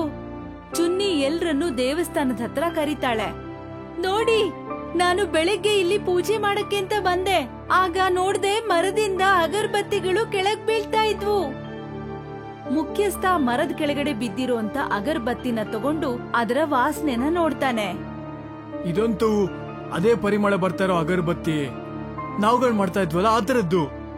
ಊರಿನ ಜನ ಎಲ್ಲ ಇದನ್ನ ಆ ಭಗವಂತನ ಆಶೀರ್ವಾದ ಅಂತ ಅನ್ಕೊಂಡು ಅದೇ ಅಗರಬತ್ತಿಯಿಂದ ಭಗವಂತನಿಗೆ ಪೂಜೆ ಮಾಡ್ತಾರೆ. ಇನ್ನೊಂದ್ ಕಡೆ ಮತ್ತೆ ಪಂಚಾಯ್ತಿ ಮಾಡ್ತಾರೆ. ಇಲ್ಲಿ ಊರಿನ ಜನ ಎಲ್ಲ ಶಿವಂಗೆ ಹಾಲ್ ಕೊಡಬಾರ್ದು ಅಂತ ನಿರ್ಧಾರ ತಗೋತಾರೆ. ಶಿವಮ್ಮ ಅವತ್ತು ನಿಮ್ಗೆ ಬೆದರಿಕೆ ಹಾಕದ್ಮೇಲೆ ನನಗೇನನ್ನಿಸ್ತಾ ಇದೆ ಅಂದ್ರೆ ನಮ್ಮ ಹೊಲಗಳಿಗೆ ಬೆಂಕಿ ಅವನೇ ಹಾಕಿರ್ಬೇಕು ಅಂತ. ಯಾಕೆ ನಾವೆಲ್ಲರೂ ಇನ್ಮೇಲೆ ನಮ್ಮ ಊರಿಂದ ಅವನ್ಗೆ ಹಾಲ್ ಕೊಡೋದನ್ನ ನಿಲ್ಲಿಸಬಾರ್ದು? ಆಗ ಅವನಿಗೆ ಸ್ವಲ್ಪ ಬುದ್ಧಿ ಬರುತ್ತೆ. ನೀನ್ ಸರಿಯಾಗಿ ಹೇಳ್ದೆ. ಅಂತ ಮನುಷ್ಯರಿಗೆ ಈ ರೀತಿನೇ ಬುದ್ಧಿ ಕಲಿಸ್ಬೇಕು. ಈ ವಿಷಯ ಯಾವಾಗ ಶಿವಂಗೆ ಗೊತ್ತಾಗತ್ತೋ ಆಗ ಅವನು ಊರಿಗೆ ಬಂದು ಎಲ್ರ ಮುಂದೆ ಕ್ಷಮೆ ಕೇಳ್ತಾನೆ. ಮತ್ತೆ ಇಂದಿನಿಂದ ಅವನು ಹಾಲಿಗೆ ಸರಿಯಾದ ದುಡ್ಡನ್ನ ಕೊಡ್ತೀನಿ ಅಂತ ಕೂಡ ಒಪ್ಕೋತಾನೆ. ಆಗ ಎಲ್ಲಾ ಜನರು ಅವನನ್ನ ಕ್ಷಮಿಸ್ಬಿಡ್ತಾರೆ. ಇವತ್ತಿಂದ ನಾನು ಯಾವತ್ತೂ ಕೂಡ ನಿಮ್ಗಳ ಬಗ್ಗೆ ಕೆಟ್ಟದಾಗಿ ಯೋಚನೆ ಮಾಡಲ್ಲ. ಎಲ್ಲಾ ಜನರ ತರ ಶಿವಂ ಕೂಡ ಮರದಿಂದ ಅಗರಬತ್ತಿನ ತಗೊಂಡು ದೇವಸ್ಥಾನದಲ್ಲಿ ಪೂಜೆ ಮಾಡ್ತಾನೆ. ಸುಜಾನ್ಗಢ್ನ ವಾಸಿಗಳು ಪೆಟ್ರೋಲ್ ಬೆಲೆ ಜಾಸ್ತಿ ಆಗ್ತಾ ಇರೋದಕ್ಕೆ ತುಂಬಾ ತಲೆ ಕೆಡಿಸ್ಕೊಂಡಿದ್ರು. ರಾಜ ರತನ್ ಸಿಂಗ್ ಬಗ್ಗೆ ತುಂಬಾನೇ ಕೋಪ ಮಾಡ್ಕೊಂಡಿದ್ರು. ಮಹಾರಾಜರಿಗೆ ಜಯವಾಗ್ಲಿ. ಹೇಳು ವೀರಭದ್ರ, ಏನು ಸುದ್ದಿ ಅಂತ? ನಮ್ಮ ರಾಜ್ಯದಲ್ಲಿ ಏನು ನಡೀತಿದೆ? ತುಂಬಾ ಗಾಬರಿ ಆಗಿರೋ ಸುದ್ದಿ ಮಹಾರಾಜ. ಪೆಟ್ರೋಲ್ ಜಾಸ್ತಿ ಆಗಿರೋದ್ರಿಂದ ನಮ್ಮ ಜನತೆ ತುಂಬಾ ಆಕ್ರೋಶದಲ್ಲಿದ್ದಾರೆ. ನಾವೇನ್ ಮಾಡೋದು ಮಂತ್ರಿಗಳೇ, ಜನಕ್ಕೆ ನೆಮ್ಮದಿಯನ್ನ ತರೋದಕ್ಕೆ? ನಾವ್ ಯಾಕೆ ಪೆಟ್ರೋಲ್ ಯಜ್ಞವನ್ನ ಮಾಡಿ ರಾಜ್ಯದ ಎಲ್ಲಾ ಬಾವಿಗಳನ್ನ ಪೆಟ್ರೋಲ್ ಬಾವಿಯಾಗಿ ಮಾಡಬಾರ್ದು? ಸರಿ, ನಾಳೆಯಿಂದ ಪೆಟ್ರೋಲ್ ಯಜ್ಞವನ್ನು ಮಾಡೋದಕ್ಕೆ ಶುರು ಮಾಡಿ. ಇಡೀ ರಾಜ್ಯದಲ್ಲಿ ಪ್ರಚಾರ ಆಯ್ತು. ನಾಳೆಯಿಂದ ಸುಜಾನ್ಗಢಲ್ಲಿ ಪೆಟ್ರೋಲ್ನ ಯಜ್ಞ ಶುರುವಾಗತ್ತೆ ಅಂತ. ಎಲ್ಲಾ ಜನತೆಗಳನ್ನ ಬೇಡ್ಕೋತಾ ಇದೀವಿ, ಪೆಟ್ರೋಲ್ ಯಜ್ಞದ ಹವನಕ್ಕೋಸ್ಕರ ಒಂದೊಂದು ಕಟ್ಟಿಗೆನ ದಾನವಾಗಿ ಕೊಡ್ಬೇಕು ಅಂತ. ಹಾಗಾಗಿ ನಿಮ್ಮೆಲ್ರ ದಾನ ಅದ್ರಲ್ಲಿರತ್ತೆ. ಮಹಾರಾಜರಿಗೆ ಜಯವಾಗ್ಲಿ. 4 ದಿಕ್ಕುಗಳಲ್ಲಿರೋ ಪ್ರಸಿದ್ಧವಾದ ಪಂಡಿತರನ್ನ ಈ ಯಜ್ಞದಲ್ಲಿ ಪಾಲ್ಗೊಳ್ಳೋದಕ್ಕೆ ಆಹ್ವಾನಿಸಿದ್ದೇವೆ. ಯಜ್ಞ ಪ್ರಾರಂಭ ಮಾಡೋದಕ್ಕೆ ಅನುಮತಿ ಕೊಡಿ ಮಹಾರಾಜ. ಅನುಮತಿ ಇದೆ. ಯಜ್ಞ ಶುರುವಾಗತ್ತೆ. 18 ದಿನದ ನಂತರ ಅಗ್ನಿಕುಂಡದಿಂದ ಧ್ವನಿ ಹೊರಗ್ ಬರತ್ತೆ. ನಾನು ಪ್ರಸನ್ನಳಾಗಿದ್ದೀನಿ, ಕೇಳಿ, ಏನ್ ಬೇಕು ನಿಮ್ಗೆ? ಹೇ ಭಗವಂತ, ನಮ್ಮ ರಾಜ್ಯದ ಜನರು ದುಬಾರಿ ಪೆಟ್ರೋಲ್ ದರದಿಂದ ಕಷ್ಟ ಪಡ್ತಿದ್ದಾರೆ. ಹಾಗಾಗಿ ರಾಜ್ಯದ ಎಲ್ಲಾ ಬಾವಿಗಳನ್ನ ಪೆಟ್ರೋಲ್ ಬಾವಿಯಾಗಿ ಬದಲು ಮಾಡು. ಇದು ಪ್ರಕೃತಿ ನಿಯಮದ ವಿಪರೀತ. ಆದ್ರೆ ನಾನು ಪ್ರಸನ್ನನಾಗಿದ್ದೇನೆ. ಹಾಗಾಗಿ 1 ವರ್ಷದ ಮಟ್ಟಿಗೆ ರಾಜ್ಯದ ಎಲ್ಲಾ ಬಾವಿಗಳು ಪೆಟ್ರೋಲ್ ಬಾವಿ ಆಗುತ್ತೆ. ರಾಜ್ಯದಲ್ಲಿರುವಂತ ಎಲ್ಲಾ ಬಾವಿನಲ್ಲೂ ಪೆಟ್ರೋಲ್ ತುಂಬ ಹೋಗುತ್ತೆ. ರಾಜ್ಯದಲ್ಲಿ ಘೋಷಣೆ ಮಾಡ್ತಾರೆ, ಜನಗಳು ಬಾವಿಯಿಂದ ಪೆಟ್ರೋಲ್ ಅನ್ನ ತಗೊಂಡ್ರೆ ಯಾವುದೇ ಬಾಡಿಗೆ ಇರೋದಿಲ್ಲ ಅಂತ. ಎಲ್ಲ ಜನತೆ ಖುಷಿ ಆಗ್ತಾರೆ. ವರೆವಾ, ಪೆಟ್ರೋಲ್ ಬಾವಿಯಿಂದ ತೆಕ್ಕೊಂಡು ನಾವ್ ಎಲ್ಲಿಗೆ ಹೋಗ್ಬೇಕೋ ಹೋಗ್ಬೋದು. ಈಗ ನಮ್ ವಸ್ತುಗಳೆಲ್ಲ ಕಡಿಮೆ ಬೆಲೆಯಲ್ಲಿ ಅಂಗಡಿಗಳಿಗೆ ತಲುಪುತ್ತೆ. ಈಗ ವಸ್ತುಗಳನ್ನ ನಾವು ಕಡಿಮೆ ಬೆಲೆಗೆ ಮಾರಿದ್ರೆ ಗ್ರಾಹಕರು ಖುಷಿ ಆಗ್ತಾರೆ, ಮತ್ತೆ ತುಂಬಾ ವಸ್ತುಗಳನ್ನ ತಗೊಂಡ್ ಹೋಗ್ತಾರೆ. ಕಡಿಮೆ ಬೆಲೆಯಲ್ಲಿ ತರಕಾರಿನೂ ಸಿಗುತ್ತೆ. ಆದಷ್ಟು ಬೇಗ ನೀರಿನ ಹಾಹಾಕಾರ ಶುರುವಾಗತ್ತೆ. ರೈತರ ಹೊಲದಲ್ಲಿ ನೀರಿಲ್ದೇ ಇರೋದ್ರಿಂದ ಫಸಲು ನಷ್ಟ ಆಗೋಗತ್ತೆ. ಮಹಾರಾಜ ಮಹಾರಾಜ ಮಹಾರಾಜ, ಎಲ್ಲ ಕೆಟ್ಟೋಯ್ತು. ಏನಾಯ್ತು ಮಂತ್ರಿಗಳೇ, ಯಾಕೆ ಹೀಗೆ ಕೂಗುತ್ತಿರುವಿರಿ? ಮಹಾರಾಜ, ರಾಜ್ಯದ ಎಲ್ಲಾ ಬಾವಿಯಲ್ಲೂ ನೀರಿನ ಬದಲಾಗಿ ಪೆಟ್ರೋಲ್ ಇದೆ. ಇದು ಒಳ್ಳೆ ವಿಷಯ ಮಂತ್ರಿಗಳೇ, ನಾವು ಅದಕ್ಕೆ ತಾನೇ ಯಜ್ಞ ಮಾಡಿದ್ದು. ಹೌದು ಮಹಾರಾಜ, ಆದ್ರೆ ಒಂದನ್ನು ನಾವು ಯಾರು ಯೋಚನೆನೇ ಮಾಡಿಲ್ಲ. ಒಂದ್ ವೇಳೆ ನೀರು ಪೆಟ್ರೋಲ್ ಆಗಿ ಬದಲಾದ್ರೆ ಜನಗಳು ಏನ್ ಕುಡಿತಾರೆ ಮತ್ತೆ ಹೇಗ್ ಸ್ನಾನ ಮಾಡ್ತಾರೆ? ನೀರನ್ನ ನದಿಗಳಿಂದ ಮತ್ತೆ ಕೆರೆಗಳಿಂದ ಸರಬರಾಜು ಮಾಡೋದಕ್ಕೆ ತಯಾರಿ ಮಾಡಿ. ಮಹಾರಾಜರು ಹೇಳಿದಂತೆಯೇ ಆಗಲಿ. ರಾಜ್ಯದ ಪ್ರತಿ ಮನೆಗೂ ಕುಡಿಯೋ ನೀರನ್ನ ತಲುಪಿಸ್ತಾ ಇದ್ರು. ಸ್ನಾನಕ್ಕೆ ನೀರನ್ನ ಕೊಂಡ್ಕೋಬೇಕಾಗಿತ್ತು. ಪೆಟ್ರೋಲ್ಗಿಂತ ತುಂಬಾ ಜಾಸ್ತಿ ಕಾಸ್ಟ್ಲಿ ಆಗಿತ್ತು. ಒಂದೂರಲ್ಲಿ, ಕ್ಷಣಣ, ನನ್ಗೆ 1 ಲೋಟ ನೀರ್ ಕೊಡ್ತೀರಾ? ರಾಮದನ್ನಣ್ಣ, ನಿಮ್ಮ ಹತ್ರ ಏನ್ ಮುಚ್ಚು ಮರೆ. ನೀರೆಷ್ಟು ದುಬಾರಿಯಾಗಿದೆ ಅಂದ್ರೆ 7 ದಿನದಿಂದ ಸ್ನಾನನೇ ಮಾಡಿಲ್ಲ. ದಿನ ಪೂರ್ತಿ ಅರ್ಧ ಲೋಟ ನೀರ್ ಕುಡಿತಾ ಇದ್ದೀನಿ. ಅರ ರಾಮದನಣ್ಣ, ದೇವರಾಣೆಗ್ಲು, ಪೂರ್ತಿ ತಿಂಗಳಿಗೆ 1 ಬಾಟ್ಲು ನೀರನ್ನು ಇಟ್ಟಿದ್ದೆ, ಆದ್ರೆ ಅದು ನಿನ್ನೆ ರಾತ್ರಿ ಕಳ್ತನ ಆಗೋಯ್ತು. ಸಲೀಮಣ್ಣ, ಮೊದ್ಲು ಪೊಲೀಸ್ ಸ್ಟೇಷನ್ ಹೋಗಿ ಒಂದು ಕಂಪ್ಲೇಂಟ್ ಅನ್ನ ಬರ್ಕೊಡಿ. ಅಯ್ಯೋ ಅಣ್ಣ, ನಮ್ದಕ್ಕೆ ಅಲ್ಲಿಂದನೇ ಬರ್ತಿದೀನಿ. ಕಂಪ್ಲೇಂಟ್ ಬರೆಯೋದಕ್ಕೆ 2 ಲೋಟ ನೀರ್ ಲಂಚ ಕೇಳ್ತಿದ್ದಾರೆ. ಎಲ್ಲಿಂದ ತರದ್ ಹೇಳಿ? ಸಲೀಮಣ್ಣ, ನೀರನ್ನ ಬ್ಯಾಂಕ್ ಅಲ್ಲಿ ಸಾಲವಾಗಿ ತಗೊಳ್ಳಿ. ಆದ್ರೆ 1 ತಿಂಗಳಾಗಿದ ತಕ್ಷಣ 1 ಲೋಟ ನೀರನ್ನ ಬಡ್ಡಿಯಾಗಿ ಕೊಡ್ಬೇಕು. ಎಲ್ಲಾ ಜಾಗದಲ್ಲೂ ನೀರಿನ ATM ಓಪನ್ ಆಗತ್ತೆ. ಅನಿತಾ ಆಂಟಿ, ಈ ಗ್ಲಾಸ್ ನೀರು ನನ್ನ ಮಾಮ ಶುದ್ಧವಾದ ನೀರನ್ನ ನಿನ್ನೆ ತಗೊಂಡ್ಬಂದಿದ್ರು. ಕೊಡಪ್ಪ, ಸರಿಯಾದ ಸಮಯಕ್ಕೆ ಬಂದಿದ್ಯಾ. ಮನೆಯಲ್ಲಿ 1 ಹನಿ ನೀರ್ ಸಹ ಇರ್ಲಿಲ್ಲ. ಅದ್ರ ಜೊತೆಗೆ ನೀರಿನ ಕಳ್ಳರು ಇತ್ತೀಚೆಗೆ ಜಾಸ್ತಿ ಆಗೋಗಿದ್ದಾರೆ. ಆಂಟಿ, ನಾನ್ ಕೇಳ್ಪಟ್ಟೆ ಬ್ಯಾಂಕ್ ಲಾಕರ್ ಅಲ್ಲಿ ಮೂಲ್ಚಂದ್ ಸೇಟಿನ 5 ಬಕೆಟ್ ನೀರ್ ಕಳ್ತನ ಆಗಿದೆಯಂತೆ. ಇದನ್ನ ವಿಚಾರಣೆ ಮಾಡೋದಕ್ಕೆ ಎನ್ಕ್ವೈರಿ ಟೀಮ್ ಮಾಡಿದಾರಂತೆ. ಅಯ್ಯೋ ರಾಮ ರಾಮ, ಎಂತ ಕಾಲ ಬಂದ್ಬಿಡ್ತು. ಜನಗಳು ನೀರನ್ನು ಕದಿತಾ ಇದಾರಲ್ಲಪ್ಪ. ಬಾವಿನಲ್ಲಿ ಪೆಟ್ರೋಲ್ನ ಅವಧಿ ಇನ್ನು 6 ತಿಂಗಳು ಬಾಕಿ ಇತ್ತು. ನೀರಿನ ಕಳ್ತನ ಮತ್ತೆ ಹೆಚ್ಚು ದುಡ್ಡಿಂದಾಗಿ ಮತ್ತೆ ಜನಗಳು ಕೋಪಗೊಳ್ತಾರೆ. ಒಂದು ಹಾಸ್ಪಿಟಲ್ನಲ್ಲಿ, ಡಾಕ್ಟರ್, ಹಾಸ್ಪಿಟಲ್ನಲ್ಲಿ ಪೇಷಂಟ್ಗಳಿಗೆ ನೀರ್ ಹಾಕೋದಿಕ್ಕೆ ನೀರಿಲ್ಲ, ಮತ್ತೆ ನೀರ್ ಹಾಕಿಸ್ಕೊಳ್ಳೋ ಪೇಷಂಟ್ಗಳ ಸಂಖ್ಯೆ ದಿನೇ ದಿನೇ ಜಾಸ್ತಿ ಆಗ್ತಾ ಇದೆ. ನಾನು ಸರ್ಕಾರಕ್ಕೆ ಈ ವಿಷಯವಾಗಿ ಮೊದಲೇ ಪತ್ರ ಬರೆದಿದ್ದೀನಿ. ಡಾಕ್ಟರ್ ಸರ್, ನನ್ ಮಗನ ಕಾಪಾಡಿ, ನೋಡಿ ಇವನ್ಗೇನಾಗಿದೆ ಅಂತ. ನರ್ಸ್, ಇವ್ರಿಗೆ ನೀರ್ ಕೊಡೋದಕ್ಕೆ ವ್ಯವಸ್ಥೆ ಮಾಡಿ, ಇವನ್ಗೆ ನೀರಿನ ಕೊರತೆ ಆಗಿದೆ. ಸರ್, 3 ದಿನದಿಂದ 1 ಲೋಟ ನೀರಿಗೋಸ್ಕರ ಎಲ್ಲ ಕಡೆ ಅಲಿತಾ ಇದ್ದೀನಿ. ನಮ್ಮಮ್ಮ, ನನ್ನ ಹೆಂಡತಿ, ನನ್ನ ಮಕ್ಕಳೆಲ್ಲ ನೀರಿಲ್ದೆ ಕಷ್ಟ ಪಡ್ತಿದ್ದಾರೆ. ನಮ್ಮ ಹತ್ರ ದುಡ್ಡಿಲ್ಲ ಸರ್, ನಾವು ಬಡವರು, ನೀರು ದುಬಾರಿ, ಖರೀದಿ ಮಾಡಕ್ ಆಗ್ತಿಲ್ಲ. ತಗೋ ದುಡ್ಡು, 2 ಲೋಟ ನೀರ್ ತಗೊಂಡೋಗಿ ನಿಮ್ಮ ಕುಟುಂಬದವ್ರಿಗೆ ಕುಡಿಯೋದು ಕೊಡಿ. ಇಲ್ಲಿ ನಿನ್ನ ಮಗನನ್ನ ನಾವು ನೋಡ್ಕೋತೀವಿ. ರಾಮ್ಧನ್ ಆ ದುಡ್ಡಿಂದ 2 ಬಾಟಲ್ ನೀರನ್ನ ಕೊಂಡ್ಕೊಂಡು ತನ್ನ ಮನೆ ಕಡೆ ಓಡ್ ಹೋಗ್ತಾನೆ. ಆದ್ರೆ ದಾರಿನಲ್ಲಿ ಒಬ್ಬ ಸೈಕಲ್ ಅವನ್ಗೆ ಡಿಕ್ಕಿ ಹೊಡೆದು ಎಲ್ಲ ನೀರು ಅಲ್ಲೇ ಚೆಲ್ ಹೋಗುತ್ತೆ. ರಾಮ್ಧನ್ ಅಳ್ತಾ, ಅಯ್ಯೋ ಯಾರಾದ್ರೂ ಕಾಪಾಡಿ, ನೀರಿಲ್ದೆ ನನ್ನ ಕುಟುಂಬದವರೆಲ್ಲ ಸತ್ತೋಗ್ತಾರೆ, ಯಾರಾದ್ರೂ ಕಾಪಾಡಿ. ರಾಮ್ಧನ್, ನಾನಿನ್ನ ಉಳಿಯಲ್ಲ ಅಪ್ಪ, ನನ್ ಗಂಟ್ಲು ಒಣಗ್ ಹೋಗಿದೆ. ಅಯ್ಯೋ ದೇವ್ರೇ, ನನ್ ಮಕ್ಕಳನ್ನ ಕಾಪಾಡಪ್ಪ. ತಗೊಳ್ಳಿ ರಾಮ್ಧನ್ ಅಣ್ಣ, ಅರ್ಧ ಗ್ಲಾಸ್ ನೀರು ನಮ್ಮ ಮನೇಲಿತ್ತು, ಅಜ್ಜಮ್ಮಂಗೆ ಕುಡಿಸಿ. ರಾಮ್ಧನ್ ಅಜ್ಜಿ ಮತ್ತೆ ತಾಯಿಗೆ ಅರ್ಧ ಲೋಟ ನೀರ್ ಕುಡಿಸ್ತಾನೆ. ಆಗ ಅವನ ಮಗಳು ದಾಹ ತಡಿಯಕ್ಕಾಗ್ದೆ ಮೂರ್ಛೆ ಹೊರಟೋಗ್ತಾಳೆ. ರಾಮ್ಧನ್ ನೆಲದ ಮೇಲೆ ಕೂತ್ಕೊಂಡು ಜೋರಾಗಿ ಅಳೋಕ್ ಶುರು ಮಾಡ್ತಾನೆ. ಇದಕ್ಕೆ ಹಾಗೆ ಗುಡುಗು ಮಿಂಚು ಶುರುವಾಗತ್ತೆ, ಮತ್ತೆ ಮಳೆ ಸುರಿಯತ್ತೆ.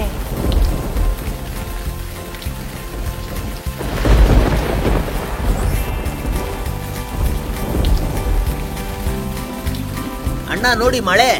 ಭಗವಂತನ್ಗೆ ಕೋಟಿ ಕೋಟಿ ಧನ್ಯವಾದ. ಬನ್ನಿ ಕಿಶನ್, ಸಲೀಂ, ಗಬ್ಬರ್ ಎಲ್ಲ ಬನ್ನಿ. ಈ ನೀರಿನ ಅಮೃತ ವರ್ಷವನ್ನ ಎಲ್ಲ ದೊಡ್ಡ ದೊಡ್ಡ ಪಾತ್ರೆಯಲ್ಲಿ ಸಂಗ್ರಹ ಮಾಡಿ. ಓ ಅಣ್ಣ, ಎಲ್ಲಾರ್ದು ಬನ್ನಿ ಬನ್ನಿ, ಎಲ್ಲ ಡ್ಯಾನ್ಸ್ ಆಡಿ ಖುಷಿಯಾಗಿ ಎಂಜಾಯ್ ಮಾಡಿ. ಆಗ ಆಕಾಶದಿಂದ ಆಕಾಶವಾಣಿ ಬರುತ್ತೆ. ಸುಜಾನ್ಗಢನ ವಾಸಿಗಳೇ, ಈಗ ನಿಮ್ಗೆ ಗೊತ್ತಾಗಿರ್ಬೇಕು, ನೀರೇ ಜೀವನ ಅಂತ. ಈಗ ನಿಮ್ಮೂರ್ ಬಾವಿಗಳಲ್ಲಿರುವಂತ ಪೆಟ್ರೋಲ್ ನೀರಾಗಿ ಬದಲಾಗತ್ತೆ. ಬದಲಾವಣೆ ಒಳ್ಳೇದೇ, ಆದ್ರೆ ಬದಲಾವಣೆಯ ನೆಪದಲ್ಲಿ ಯಾವತ್ತಿಗೂ ಪ್ರಕೃತಿಯ ವಿರುದ್ಧ ಹೋಗ್ಲೇಬಾರ್ದು. ಸುಜಾನ್ಗಢ್ನ ವಾಸಿಗಳು ಪೆಟ್ರೋಲ್ ಬೆಲೆ ಜಾಸ್ತಿ ಆಗ್ತಾ ಇರೋದಕ್ಕೆ ತುಂಬಾ ತಲೆ ಕೆಡಿಸ್ಕೊಂಡಿದ್ರು. ರಾಜ ರತನ್ ಸಿಂಗ್ ಬಗ್ಗೆ ತುಂಬಾನೇ ಕೋಪ ಮಾಡ್ಕೊಂಡಿದ್ರು. ಮಹಾರಾಜರಿಗೆ ಜಯವಾಗ್ಲಿ. ಹೇಳು ವೀರಭದ್ರ, ಏನು ಸುದ್ದಿ ಅಂತ? ನಮ್ಮ ರಾಜ್ಯದಲ್ಲಿ ಏನು ನಡೀತಿದೆ? ತುಂಬಾ ಗಾಬರಿ ಆಗಿರೋ ಸುದ್ದಿ ಮಹಾರಾಜ. ಪೆಟ್ರೋಲ್ ಜಾಸ್ತಿ ಆಗಿರೋದ್ರಿಂದ ನಮ್ಮ ಜನತೆ ತುಂಬಾ ಆಕ್ರೋಶದಲ್ಲಿದ್ದಾರೆ. ನಾವೇನ್ ಮಾಡೋದು ಮಂತ್ರಿಗಳೇ, ಜನಕ್ಕೆ ನೆಮ್ಮದಿಯನ್ನ ತರೋದಕ್ಕೆ? ನಾವ್ ಯಾಕೆ ಪೆಟ್ರೋಲ್ ಯಜ್ಞವನ್ನ ಮಾಡಿ ರಾಜ್ಯದ ಎಲ್ಲಾ ಬಾವಿಗಳನ್ನ ಪೆಟ್ರೋಲ್ ಬಾವಿಯಾಗಿ ಮಾಡಬಾರ್ದು? ಸರಿ, ನಾಳೆಯಿಂದ ಪೆಟ್ರೋಲ್ ಯಜ್ಞವನ್ನು ಮಾಡೋದಕ್ಕೆ ಶುರು ಮಾಡಿ. ಇಡೀ ರಾಜ್ಯದಲ್ಲಿ ಪ್ರಚಾರ ಆಯ್ತು. ನಾಳೆಯಿಂದ ಸುಜಾನ್ಗಢಲ್ಲಿ ಪೆಟ್ರೋಲ್ನ ಯಜ್ಞ ಶುರುವಾಗತ್ತೆ ಅಂತ. ಎಲ್ಲಾ ಜನತೆಗಳನ್ನ ಬೇಡ್ಕೋತಾ ಇದೀವಿ, ಪೆಟ್ರೋಲ್ ಯಜ್ಞದ ಹವನಕ್ಕೋಸ್ಕರ 1 ಕಟ್ಟಿಗೆನ ದಾನವಾಗಿ ಕೊಡ್ಬೇಕು ಅಂತ. ಹಾಗಾಗಿ ನಿಮ್ಮೆಲ್ಲರ ದಾನ ಅದ್ರಲ್ಲಿರತ್ತೆ. ಮಹಾರಾಜರಿಗೆ ಜಯವಾಗ್ಲಿ. 4 ದಿಕ್ಕುಗಳಲ್ಲಿರೋ ಪ್ರಸಿದ್ಧವಾದ ಪಂಡಿತರನ್ನ ಈ ಯಜ್ಞದಲ್ಲಿ ಪಾಲ್ಗೊಳ್ಳೋದಕ್ಕೆ ಆಹ್ವಾನಿಸಿದ್ದೇವೆ. ಯಜ್ಞ ಪ್ರಾರಂಭ ಮಾಡೋದಕ್ಕೆ ಅನುಮತಿ ಕೊಡಿ ಮಹಾರಾಜ. ಅನುಮತಿ ಇದೆ. ಯಜ್ಞ ಶುರುವಾಗತ್ತೆ. 18 ದಿನದ ನಂತರ ಅಗ್ನಿಕುಂಡದಿಂದ ಧ್ವನಿ ಹೊರಗ್ ಬರತ್ತೆ. ನಾನು ಪ್ರಸನ್ನಳಾಗಿದ್ದೀನಿ, ಕೇಳಿ, ಏನ್ ಬೇಕು ನಿಮ್ಗೆ? ಹೇ ಭಗವಂತ, ನಮ್ಮ ರಾಜ್ಯದ ಜನರು ದುಬಾರಿ ಪೆಟ್ರೋಲ್ ದರದಿಂದ ಕಷ್ಟ ಪಡ್ತಿದ್ದಾರೆ. ಹಾಗಾಗಿ ರಾಜ್ಯದ ಎಲ್ಲಾ ಬಾವಿಗಳನ್ನ ಪೆಟ್ರೋಲ್ ಬಾವಿಯಾಗಿ ಬದಲು ಮಾಡು. ಇದು ಪ್ರಕೃತಿ ನಿಯಮದ ವಿಪರೀತ, ಆದ್ರೆ ನಾನು ಪ್ರಸನ್ನನಾಗಿದ್ದೇನೆ. ಹಾಗಾಗಿ 1 ವರ್ಷದ ಮಟ್ಟಿಗೆ ರಾಜ್ಯದ ಎಲ್ಲಾ ಬಾವಿಗಳು ಪೆಟ್ರೋಲ್ ಬಾವಿ ಆಗುತ್ತೆ. ರಾಜ್ಯದಲ್ಲಿರುವಂತ ಎಲ್ಲಾ ಬಾವಿನಲ್ಲೂ ಪೆಟ್ರೋಲ್ ತುಂಬ ಹೋಗುತ್ತೆ. ರಾಜ್ಯದಲ್ಲಿ ಘೋಷಣೆ ಮಾಡ್ತಾರೆ, ಜನಗಳು ಬಾವಿಯಿಂದ ಪೆಟ್ರೋಲ್ ಅನ್ನ ತಗೊಂಡ್ರೆ ಯಾವುದೇ ಬಾಡಿಗೆ ಇರೋದಿಲ್ಲ ಅಂತ. ಎಲ್ಲ ಜನತೆ ಖುಷಿ ಆಗ್ತಾರೆ. ವರೆವಾ, ಪೆಟ್ರೋಲ್ ಬಾವಿಯಿಂದ ತೆಕ್ಕೊಂಡು ನಾವ್ ಎಲ್ಲಿ ಹೋಗ್ಬೇಕೋ ಹೋಗ್ಬೋದು. ಈಗ ನಮ್ ವಸ್ತುಗಳೆಲ್ಲ ಕಡಿಮೆ ಬೆಲೆಯಲ್ಲಿ ಅಂಗಡಿಗಳಿಗೆ ತಲುಪುತ್ತೆ. ಈಗ ವಸ್ತುಗಳನ್ನ ನಾವು ಕಡಿಮೆ ಬೆಲೆಗೆ ಮಾರಿದ್ರೆ ಗ್ರಾಹಕರು ಖುಷಿ ಆಗ್ತಾರೆ, ಮತ್ತೆ ತುಂಬಾ ವಸ್ತುಗಳನ್ನ ತಗೊಂಡ್ ಹೋಗ್ತಾರೆ. ಕಡಿಮೆ ಬೆಲೆಯಲ್ಲಿ ತರಕಾರಿನೂ ಸಿಗುತ್ತೆ. ಆದಷ್ಟು ಬೇಗ ನೀರಿನ ಹಾಹಾಕಾರ ಶುರುವಾಗತ್ತೆ. ರೈತರ ಹೊಲದಲ್ಲಿ ನೀರಿಲ್ದೇ ಇರೋದ್ರಿಂದ ಫಸಲು ನಷ್ಟ ಆಗೋಗತ್ತೆ. ಮಹಾರಾಜ ಮಹಾರಾಜ ಮಹಾರಾಜ, ಎಲ್ಲ ಕೆಟ್ಟೋಯ್ತು. ಏನಾಯ್ತು ಮಂತ್ರಿಗಳೇ, ಯಾಕೆ ಹೀಗೆ ಕೂಗುತ್ತಿರುವಿರಿ? ಮಹಾರಾಜ, ರಾಜ್ಯದ ಎಲ್ಲಾ ಬಾವಿಯಲ್ಲೂ ನೀರಿನ ಬದಲಾಗಿ ಪೆಟ್ರೋಲ್ ಇದೆ. ಇದು ಒಳ್ಳೆ ವಿಷಯ ಮಂತ್ರಿಗಳೇ, ನಾವು ಅದಕ್ಕೆ ತಾನೇ ಯಜ್ಞ ಮಾಡಿದ್ದು. ಹೌದು ಮಹಾರಾಜ, ಆದ್ರೆ ಒಂದನ್ನು ನಾವು ಯಾರು ಯೋಚನೆನೇ ಮಾಡಿಲ್ಲ. ಒಂದ್ ವೇಳೆ ನೀರು ಪೆಟ್ರೋಲ್ ಆಗಿ ಬದಲಾದ್ರೆ ಜನಗಳು ಏನ್ ಕುಡಿತಾರೆ ಮತ್ತೆ ಹೇಗ್ ಸ್ನಾನ ಮಾಡ್ತಾರೆ? ನೀರನ್ನ ನದಿಗಳಿಂದ ಮತ್ತೆ ಕೆರೆಗಳಿಂದ ಸರಬರಾಜು ಮಾಡೋದಕ್ಕೆ ತಯಾರಿ ಮಾಡಿ. ಮಹಾರಾಜರು ಹೇಳಿದಂತೆಯೇ ಆಗಲಿ. ರಾಜ್ಯದ ಪ್ರತಿ ಮನೆಗೂ ಕುಡಿಯೋ ನೀರನ್ನ ತಲುಪಿಸ್ತಾ ಇದ್ರು. ಸ್ನಾನಕ್ಕೆ ನೀರನ್ನ ಕೊಂಡ್ಕೋಬೇಕಾಗಿತ್ತು. ಪೆಟ್ರೋಲ್ಗಿಂತ ತುಂಬಾ ಜಾಸ್ತಿ ಕಾಸ್ಟ್ಲಿ ಆಗಿತ್ತು. ಒಂದೂರಲ್ಲಿ ಕ್ಷಣಣ್ಣ, ನನಗೆ ಒಂದ್ ಲೋಟ ನೀರ್ ಕೊಡ್ತೀರಾ? ರಾಮಧನ್ ಅಣ್ಣ, ನಿಮ್ಮ ಹತ್ರ ಏನ್ ಮುಚ್ಚು ಮರೆ. ನೀರೆಷ್ಟು ದುಬಾರಿಯಾಗಿದೆ ಅಂದ್ರೆ 7 ದಿನದಿಂದ ಸ್ನಾನನೇ ಮಾಡಿಲ್ಲ. ದಿನ ಪೂರ್ತಿ ಅರ್ಧ ಲೋಟ ನೀರ್ ಕುಡಿತಾ ಇದ್ದೀನಿ. ಅರೆ ರಾಮಧನ್ ಅಣ್ಣ, ದೇವ್ರಾಣೆಗ್ಲು ಪೂರ್ತಿ ತಿಂಗಳಿಗೆ 1 ಬಾಟ್ಲು ನೀರನ್ನು ಇಟ್ಟಿದ್ದೆ, ಆದ್ರೆ ಅದು ನಿನ್ನೆ ರಾತ್ರಿ ಕಳ್ತನ ಆಗೋಯ್ತು. ಸಲೀಮಣ್ಣ, ಮೊದ್ಲು ಪೊಲೀಸ್ ಸ್ಟೇಷನ್ ಹೋಗಿ ಒಂದು ಕಂಪ್ಲೇಂಟ್ ಅನ್ನ ಬರ್ಕೊಡಿ. ಅಯ್ಯೋ ಅಣ್ಣ, ನಮ್ದಕ್ಕೆ ಅಲ್ಲಿಂದನೇ ಬರ್ತಿದೀನಿ. ಕಂಪ್ಲೇಂಟ್ ಬರೆಯೋದಿಕ್ಕೆ 2 ಲೋಟ ನೀರ್ ಲಂಚ ಕೇಳ್ತಿದ್ದಾರೆ. ಎಲ್ಲಿಂದ ತರದ್ ಹೇಳಿ? ಸಲೀಮಣ್ಣ, ನೀರನ್ನ ಬ್ಯಾಂಕ್ ಅಲ್ಲಿ ಸಾಲವಾಗಿ ತಗೊಳ್ಳಿ. ಆದ್ರೆ 1 ತಿಂಗಳಾಗಿದ ತಕ್ಷಣ 1 ಲೋಟ ನೀರನ್ನ ಬಡ್ಡಿಯಾಗಿ ಕೊಡ್ಬೇಕು. ಎಲ್ಲಾ ಜಾಗದಲ್ಲೂ ನೀರಿನ ATM ಓಪನ್ ಆಗತ್ತೆ. ಅನಿತಾ ಆಂಟಿ, ಈ ಗ್ಲಾಸ್ ನೀರು ನನ್ನ ಮಾಮ ಶುದ್ಧವಾದ ನೀರನ್ನ ನಿನ್ನೆ ತಗೊಂಬಂದಿದ್ರು. ಕೊಡಪ್ಪ, ಸರಿಯಾದ ಸಮಯಕ್ಕೆ ಬಂದಿದ್ಯಾ. ಮನೆಯಲ್ಲಿ 1 ಹನಿ ನೀರ್ ಸಹ ಇರ್ಲಿಲ್ಲ. ಅದ್ರ ಜೊತೆಗೆ ನೀರಿನ ಕಳ್ಳರು ಇತ್ತೀಚೆಗೆ ಜಾಸ್ತಿ ಆಗೋಗಿದ್ದಾರೆ. ಆಂಟಿ, ನಾನ್ ಕೇಳ್ಪಟ್ಟೆ ಬ್ಯಾಂಕ್ ಲಾಕರ್ ಅಲ್ಲಿ ಮೂಲ್ಚಂದ್ ಸೇಟಿನ 5 ಬಕೆಟ್ ನೀರ್ ಕಳ್ತನ ಆಗಿದೆಯಂತೆ. ಇದನ್ನ ವಿಚಾರಣೆ ಮಾಡೋದಕ್ಕೆ ಎನ್ಕ್ವೈರಿ ಟೀಮ್ ಮಾಡಿದಾರಂತೆ. ಅಯ್ಯೋ ರಾಮ ರಾಮ, ಎಂತ ಕಾಲ ಬಂದ್ಬಿಡ್ತು. ಜನಗಳು ನೀರನ್ನು ಕದಿತಾ ಇದಾರಲ್ಲಪ್ಪ. ಬಾವಿನಲ್ಲಿ ಪೆಟ್ರೋಲ್ನ ಅವಧಿ ಇನ್ನು 6 ತಿಂಗಳು ಬಾಕಿ ಇತ್ತು. ನೀರಿನ ಕಳ್ತನ ಮತ್ತೆ ಹೆಚ್ಚು ದುಡ್ಡಿಂದಾಗಿ ಮತ್ತೆ ಜನಗಳು ಕೋಪಗೊಳ್ತಾರೆ. ಒಂದು ಹಾಸ್ಪಿಟಲ್ನಲ್ಲಿ, ಡಾಕ್ಟರ್, ಹಾಸ್ಪಿಟಲ್ನಲ್ಲಿ ಪೇಷಂಟ್ಗಳಿಗೆ ನೀರ್ ಹಾಕೋದಿಕ್ಕೆ ನೀರಿಲ್ಲ. ಮತ್ತೆ ನೀರ್ ಹಾಕಿಸ್ಕೊಳ್ಳೋ ಪೇಷಂಟ್ಗಳ ಸಂಖ್ಯೆ ದಿನೇ ದಿನೇ ಜಾಸ್ತಿ ಆಗ್ತಾ ಇದೆ. ನಾನು ಸರ್ಕಾರಕ್ಕೆ ಈ ವಿಷಯವಾಗಿ ಮೊದಲೇ ಪತ್ರ ಬರ್ದಿದ್ದೀನಿ. ಡಾಕ್ಟರ್ ಸರ್, ನನ್ ಮಗನ ಕಾಪಾಡಿ, ನೋಡಿ ಇವ್ನ್ಗೇನಾಗಿದೆ ಅಂತ. ನರ್ಸ್, ಇವ್ರಿಗೆ ನೀರ್ ಕೊಡೋದಕ್ಕೆ ವ್ಯವಸ್ಥೆ ಮಾಡಿ. ಇವನ್ಗೆ ನೀರಿನ ಕೊರತೆ ಆಗಿದೆ. ಸರ್, 3 ದಿನದಿಂದ 1 ಲೋಟ ನೀರಿಗೋಸ್ಕರ ಎಲ್ಲ ಕಡೆ ಅಲಿತಾ ಇದ್ದೀನಿ. ನಮ್ಮಮ್ಮ, ನನ್ನ ಹೆಂಡತಿ, ನನ್ನ ಮಕ್ಕಳೆಲ್ಲ ನೀರಿಲ್ದೆ ಕಷ್ಟ ಪಡ್ತಿದ್ದಾರೆ. ನಮ್ಮ ಹತ್ರ ದುಡ್ಡಿಲ್ಲ ಸರ್, ನಾವು ಬಡವರು. ನೀರು ದುಬಾರಿ, ಖರೀದಿ ಮಾಡಕ್ ಆಗ್ತಿಲ್ಲ. ತಗೋ ದುಡ್ಡು. 2 ಲೋಟ ನೀರ್ ತಗೊಂಡೋಗಿ ನಿಮ್ಮ ಕುಟುಂಬದವ್ರಿಗೆ ಕುಡಿಯೋದು ಕೊಡಿ. ಇಲ್ಲಿ ನಿನ್ನ ಮಗನನ್ನ ನಾವು ನೋಡ್ಕೋತೀವಿ. ರಾಮಧನ್ ಆ ದುಡ್ಡಿಂದ 2 ಬಾಟಲ್ ನೀರನ್ನ ಕೊಂಡ್ಕೊಂಡು ತನ್ನ ಮನೆ ಕಡೆ ಓಡ್ ಹೋಗ್ತಾನೆ. ಆದ್ರೆ ದಾರಿನಲ್ಲಿ ಒಬ್ಬ ಸೈಕಲ್ ಅವನ್ಗೆ ಡಿಕ್ಕಿ ಹೊಡೆದು ಎಲ್ಲ ನೀರು ಅಲ್ಲೇ ಚೆಲ್ ಹೋಗತ್ತೆ. ರಾಮಧನ್ ಅಳ್ತಾ, ಅಯ್ಯೋ ಯಾರಾದ್ರೂ ಕಾಪಾಡಿ, ನೀರಿಲ್ದೆ ನನ್ನ ಕುಟುಂಬದವರೆಲ್ಲ ಸತ್ತೋಗ್ತಾರೆ, ಯಾರಾದ್ರೂ ಕಾಪಾಡಿ. ರಾಮಧನ್, ನಾನಿನ್ನ ಉಳಿಯಲ್ಲಪ್ಪ, ನನ್ ಗಂಟ್ಲು ಒಣಗ್ ಹೋಗಿದೆ. ಅಯ್ಯೋ ದೇವ್ರೇ, ನನ್ ಮಕ್ಕಳನ್ನ ಕಾಪಾಡಪ್ಪ. ತಗೊಳ್ಳಿ ರಾಮಧನ್ ಅಣ್ಣ, ಅರ್ಧ ಗ್ಲಾಸ್ ನೀರು ನಮ್ಮ ಮನೇಲಿತ್ತು, ಅಜ್ಜಮ್ಮಂಗೆ ಕುಡಿಸಿ. ರಾಮಧನ್ ಅಜ್ಜಿ ಮತ್ತೆ ತಾಯಿಗೆ ಅರ್ಧ ಲೋಟ ನೀರ್ ಕುಡಿಸ್ತಾನೆ. ಆಗ ಅವನ ಮಗಳು ದಾಹ ತಡಿಯಕ್ಕಾಗ್ದೆ ಮೂರ್ಛೆ ಹೊರಟೋಗ್ತಾಳೆ. ರಾಮಧನ್ ನೆಲದ ಮೇಲೆ ಕೂತ್ಕೊಂಡು ಜೋರಾಗಿ ಅಳೋಕ್ ಶುರು ಮಾಡ್ತಾನೆ. ಇದಕ್ಕೆ ಹಾಗೆ ಗುಡುಗು ಮಿಂಚು ಶುರುವಾಗತ್ತೆ, ಮತ್ತೆ ಮಳೆ ಸುರಿಯತ್ತೆ.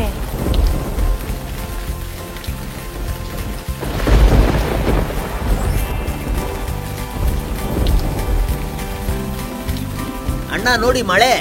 ಭಗವಂತನ್ಗೆ ಕೋಟಿ ಕೋಟಿ ಧನ್ಯವಾದ. ಬನ್ನಿ ಕಿಶನ್, ಸಲೀಂ, ಗಬ್ಬರ್ ಎಲ್ಲ ಬನ್ನಿ. ಈ ನೀರಿನ ಅಮೃತ ವರ್ಷವನ್ನ ಎಲ್ಲ ದೊಡ್ಡ ದೊಡ್ಡ ಪಾತ್ರೆಯಲ್ಲಿ ಸಂಗ್ರಹ ಮಾಡಿ. ಓ ಅಣ್ಣ, ಎಲ್ಲಾರ್ದು ಬನ್ನಿ ಬನ್ನಿ, ಎಲ್ಲ ಡ್ಯಾನ್ಸ್ ಆಡಿ ಖುಷಿಯಾಗಿ ಎಂಜಾಯ್ ಮಾಡಿ. ಆಗ ಆಕಾಶದಿಂದ ಆಕಾಶವಾಣಿ ಬರುತ್ತೆ. ಸುಜಾನ್ಗಢನ ವಾಸಿಗಳೇ, ಈಗ ನಿಮ್ಗೆ ಗೊತ್ತಾಗಿರ್ಬೇಕು, ನೀರೇ ಜೀವನ ಅಂತ. ಈಗ ನಿಮ್ಮೂರ್ ಬಾವಿಗಳಲ್ಲಿರುವಂತ ಪೆಟ್ರೋಲ್ ನೀರಾಗಿ ಬದಲಾಗತ್ತೆ. ಬದಲಾವಣೆ ಒಳ್ಳೇದೇ, ಆದ್ರೆ ಬದಲಾವಣೆಯ ನೆಪದಲ್ಲಿ ಯಾವತ್ತಿಗೂ ಪ್ರಕೃತಿಯ ವಿರುದ್ಧ ಹೋಗ್ಲೇಬಾರ್ದು. ಬನ್ಸಿಪುರ್ ಅನ್ನೋ ಕಡಿಮೆ ಜನ ಇದ್ದಂತ ಒಂದು ಗ್ರಾಮ ಇತ್ತು. ಅಲ್ಲಿ ಬಹಳಷ್ಟು ಜನ ಹೊಲನೇ ಉಳ್ತಾ ಇದ್ರು. ಕಡಿಮೆ ಜನ ಇದ್ದಿದ್ರಿಂದ ಅಲ್ಲಿ ತುಂಬಾ ಚೆನ್ನಾಗಿ ಮಾತಾಡ್ಕೊಂಡಿರ್ತಿದ್ರು.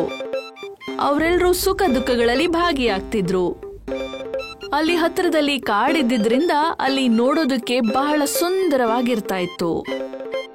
ಅಲ್ಲಿನ ದೃಶ್ಯ ಬಹಳ ಚೆನ್ನಾಗಿರ್ತಿತ್ತು. ಅಲ್ಲಿನ ಜನ ನೋಡ್ತಾ ಇದ್ರೆ ನೋಡ್ತಾನೆ ಇರ್ತಾ ಇದ್ರು. ಅದೇ ಕಾರಣದಿಂದ ಹಳ್ಳಿ ಇನ್ನೂ ಸುಂದರವಾಗಿ ಚೆನ್ನಾಗಿ ಕಾಣ್ತಿತ್ತು. ಬನ್ಸಿಪುರದ ಜನ ಚಿಕ್ಕ ಚಿಕ್ಕ ಕೆಲಸಗಳನ್ನ ಮಾಡಿ ಅವರ ಸಂಸಾರ ಸಾಗಿಸ್ತಿದ್ರು. ಕೆಲವರು ಮರ ಕಡಿದ್ರೆ, ಕೆಲವರು ಹೊಲ ಉಳ್ತಿದ್ರು. ಈ ಹಳ್ಳಿ ಹೊರಗಿಂದ ಹೇಗ್ ಸುಂದರವಾಗಿತ್ತೋ ಹಾಗೆ ಒಳಗಿಂದ ಕೂಡ. ಒಂದು ಬಾರಿ ಒಬ್ಬ ಉದ್ಯೋಗಸ್ಥನಿಗೆ ಆ ಹಳ್ಳಿ ಕಣ್ಣಿಗೆ ಬಿದ್ದೇ ಬಿಡ್ತು. ಅವನಲ್ಲಿ ಸುತ್ತಾಡಕ್ಕೆ ಅಂತ ಹೋಗಿದ್ದ. ಏನಪ್ಪಾ, ಹೇಗಿದೀಯಾ? ನಾನು ಸಿಟಿಯಿಂದ ಬಂದಿದ್ದೀನಿ. ನಿಮ್ಮ ಬನ್ಸಿಪುರ ಗ್ರಾಮ ಒಂದು ಅತಿಶಯನೇ. ನಾನು ಬಂದ ತಕ್ಷಣ ಇಲ್ಲಿರುವ ಚಂದವನ್ನೆಲ್ಲ ನೋಡಿದ ಮೇಲೆ ನನ್ನ ಮನಸ್ಸು ಇಲ್ಲೇ ಇರಲಿಕ್ಕೆ ಹೇಳ್ತಾ ಇದೆ. ಹೌದೌದು, ಈ ಗ್ರಾಮ, ಇಲ್ಲಿರುವ ಕಾಡುಗಳು ಎಲ್ಲನೂ ತುಂಬ ಸುಂದರವಾಗಿರುತ್ತೆ. ಇವಾಗೆಲ್ಲ ಸುಮಾರು ಜನ ನಮ್ಮ ಊರನ್ನ ಸುತ್ತಿ ನೋಡ್ಲಿಕ್ಕೆ ಬರ್ತಾರೆ. ಎಲ್ಲರೂ ಇಲ್ಲಿರುವ ವಾತಾವರಣ ಚಂದವನ್ನು ನೋಡಿಕೊಂಡು ಖುಷಿ ಪಡ್ತಿದ್ದಾರೆ. ಇದು ನಿಜವಾಗ್ಲೂ ಒಳ್ಳೆ ವಿಷಯನೇ. ನಾನು ಈ ಜಾಗದಲ್ಲಿ ಒಂದು ವ್ಯಾಪಾರನ ಶುರು ಮಾಡುವ ಅಂತ ಯೋಚನೆ ಮಾಡ್ತಿದ್ದೀನಿ. ಈ ಜಾಗ ಹೊರಗಡೆಯಿಂದ ಬರೋರಿಗೆ ತುಂಬಾನೇ ಇಷ್ಟ ಆಗುತ್ತೆ. ನೀವು ಸರಿಯಾಗಿ ಹೇಳ್ತಿದ್ದೀರಾ. ನಿಮಗೆ ಇಲ್ಲೇ ಇರಬೇಕು ಅಂತ ಅನ್ಸಿದ್ರೆ ಇಲ್ಲೇ ಇರಿ, ಆದರೆ ನೀವು ಇಲ್ಲಿ ಸ್ವಲ್ಪ ಜಾಗನ ತಗೊಳ್ಬೇಕಾಗುತ್ತೆ. ಸ್ವಲ್ಪ ದೂರದಲ್ಲಿ ಒಂದು ಗೌರ್ಮೆಂಟ್ ಆಫೀಸ್ ಇದೆ, ನೀವು ಅಲ್ಲಿ ಹೋಗಿ ವಿಚಾರಿಸಿ ನೋಡಿ. ಆ ಸಿಟಿ ಉದ್ಯಮಿ ವಿಜಯ್ ಈ ಮಾತನ್ನ ಕೇಳಿದ ಕೂಡ್ಲೆ ಇದ್ದಕ್ಕಿದ್ದ ಹಾಗೆ ಅವನು ವನ ವಿಭಾಗದ ಕಾರ್ಯಾಲಯಕ್ಕೆ ಸುತ್ತಾಡ್ಕೊಂಡು ಹೋಗೇ ಬಿಡ್ತಾನೆ.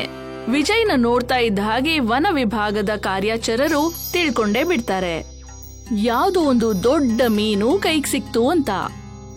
ಹೇಳಿ ಸರ್, ಏನ್ ಬೇಕು? ಸರ್, ನಾನು ಇಲ್ಲೊಂದು ಜಾಗ ತಗೊಳ್ಬೇಕು ಅಂತ ಬಂದಿದ್ದೀನಿ. ಹೆಚ್ಚು ಕಮ್ಮಿ ಒಂದು 100 ಎಕರೆ ಬೇಕು. ಯಾಕಂದ್ರೆ ನಾನು ಆ ಜಾಗದಲ್ಲಿ ಒಂದು ರೆಸಾರ್ಟ್ ಕಟ್ತಾ ಇದ್ದೀನಿ. ಹೇಗಿದ್ರೆ ಈ ಊರನ್ನ ನೋಡ್ಲಿಕ್ಕೆ ತುಂಬಾ ಜನ ಬರ್ತಿದಾರಲ್ಲ, ಅವರಿಗೆ ನಾನು ಈ ಊರಿನ ಸಂತೋಷನೂ ಕೊಡಬೇಕು, ಅದೇ ರೀತಿ ನನ್ನ ರೆಸಾರ್ಟ್ನ ಸಂತೋಷನೂ ಕೊಡಬೇಕು.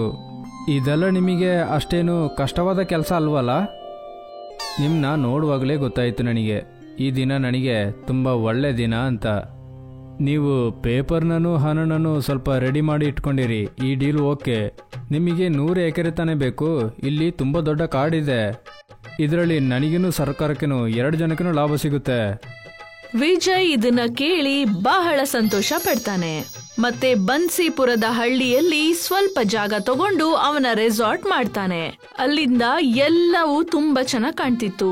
ರೆಸಾರ್ಟ್ ಇದ್ದಿದ್ದಕ್ಕೆ ಎಷ್ಟೋ ಜನ ಅವರವರ ಫ್ಯಾಮಿಲಿಗಳ ಜೊತೆ ಅಲ್ಲಿಗೆ ಬಂದು ಎಲ್ರೂ ಸಂತಸದಿಂದ ಸಮಯ ಕಳೀತಾರೆ. ಜನರು ಅವರ ಇಡೀ ಪರಿವಾರದ ಜೊತೆಯಲ್ಲಿ ಸುತ್ತಾಡಕ್ ಬರ್ತಿದ್ರು. ಕಪಲ್ಸ್ ಹನಿಮೂನ್ಗ್ ಬರ್ತಿದ್ರು. ಬಹಳಷ್ಟು ಜನ ಅಲ್ಲಿಗೆ ಬರ್ತಾ ಇದ್ದಿದ್ರಿಂದ ವಿಜಯ್ನ ವ್ಯಾಪಾರ ತುಂಬಾ ಚೆನ್ನಾಗಿ ಆಗ್ತಾ ಇತ್ತು. ಹಳ್ಳಿಯ ಚಿಲಿಪಿಲಿ ಶಬ್ದದಲ್ಲಿ ಜನರು ಶಾಂತಿಯನ್ನ ಕಂಡ್ಕೊಳ್ತಾ ಇದ್ರು. ಮತ್ತೆ ಇದೇ ರೀತಿಯಲ್ಲಿ ವಿಜಯ್ನ ಪ್ರಾಫಿಟ್ ಇನ್ನೂ ಜಾಸ್ತಿ ಆಯ್ತು. ನೋಡ್ತಾ ನೋಡ್ತಾನೆ ವಿಜಯ್ ಇನ್ನೂ ಜಾಸ್ತಿ ಜಮೀನನ್ನ ಕೊಂಡ್ಕೊಂಡೇ ಬಿಡ್ತಾನೆ. ಮತ್ತೆ ಬಹಳಷ್ಟು ರೆಸ್ಟೋರೆಂಟ್ಸ್, ಲಾಡ್ಜಸ್, ಅಂಗಡಿಗಳು ಎಲ್ಲವನ್ನ ಓಪನ್ ಮಾಡ್ದ. ಮತ್ತೆ 10 ವರ್ಷಗಳಲ್ಲಿ ಅರ್ಧಕ್ಕಿಂತ ಜಾಸ್ತಿಯ ಕಾಡಲಿದ್ದ ಮರಗಳನ್ನ ಕತ್ತರಿಸಿ ಅದು ಕಾಂಕ್ರೀಟಿನ ಕಾಡಾಗೆ ಬಿಡ್ತು. ತುಂಬ ಚೆನ್ನಾಗಿ ನಡೀತಿದೆ. ದೇವರ ದಯೆಯಿಂದ ನನ್ನ ವ್ಯಾಪಾರ ಚೆನ್ನಾಗಿ ನಡೀತಿದೆ. ಆದರೆ ಸ್ವಲ್ಪ ದಿನದಿಂದ ಟೂರಿಸ್ಟ್ನೂ ಬರ್ತಿಲ್ಲ, ವ್ಯವಸಾಯನೂ ಸರಿಯಾಗಿ ನಡೀತಾನೆ ಇಲ್ಲ. ಅದಕ್ಕೆ ಕಾರಣ ಏನು ಅಂತ ನಾನು ತಿಳ್ಕೊಳ್ಬೇಕು. ಗನ್ಸು? ಎಸ್ ಸರ್, ನಾನು ಟೀ ಕಾಫಿ 2 ಹಾಕಿದ್ದೀನಿ. ನಿಮಗೆ ಏನು ಬೇಕು ಸರ್?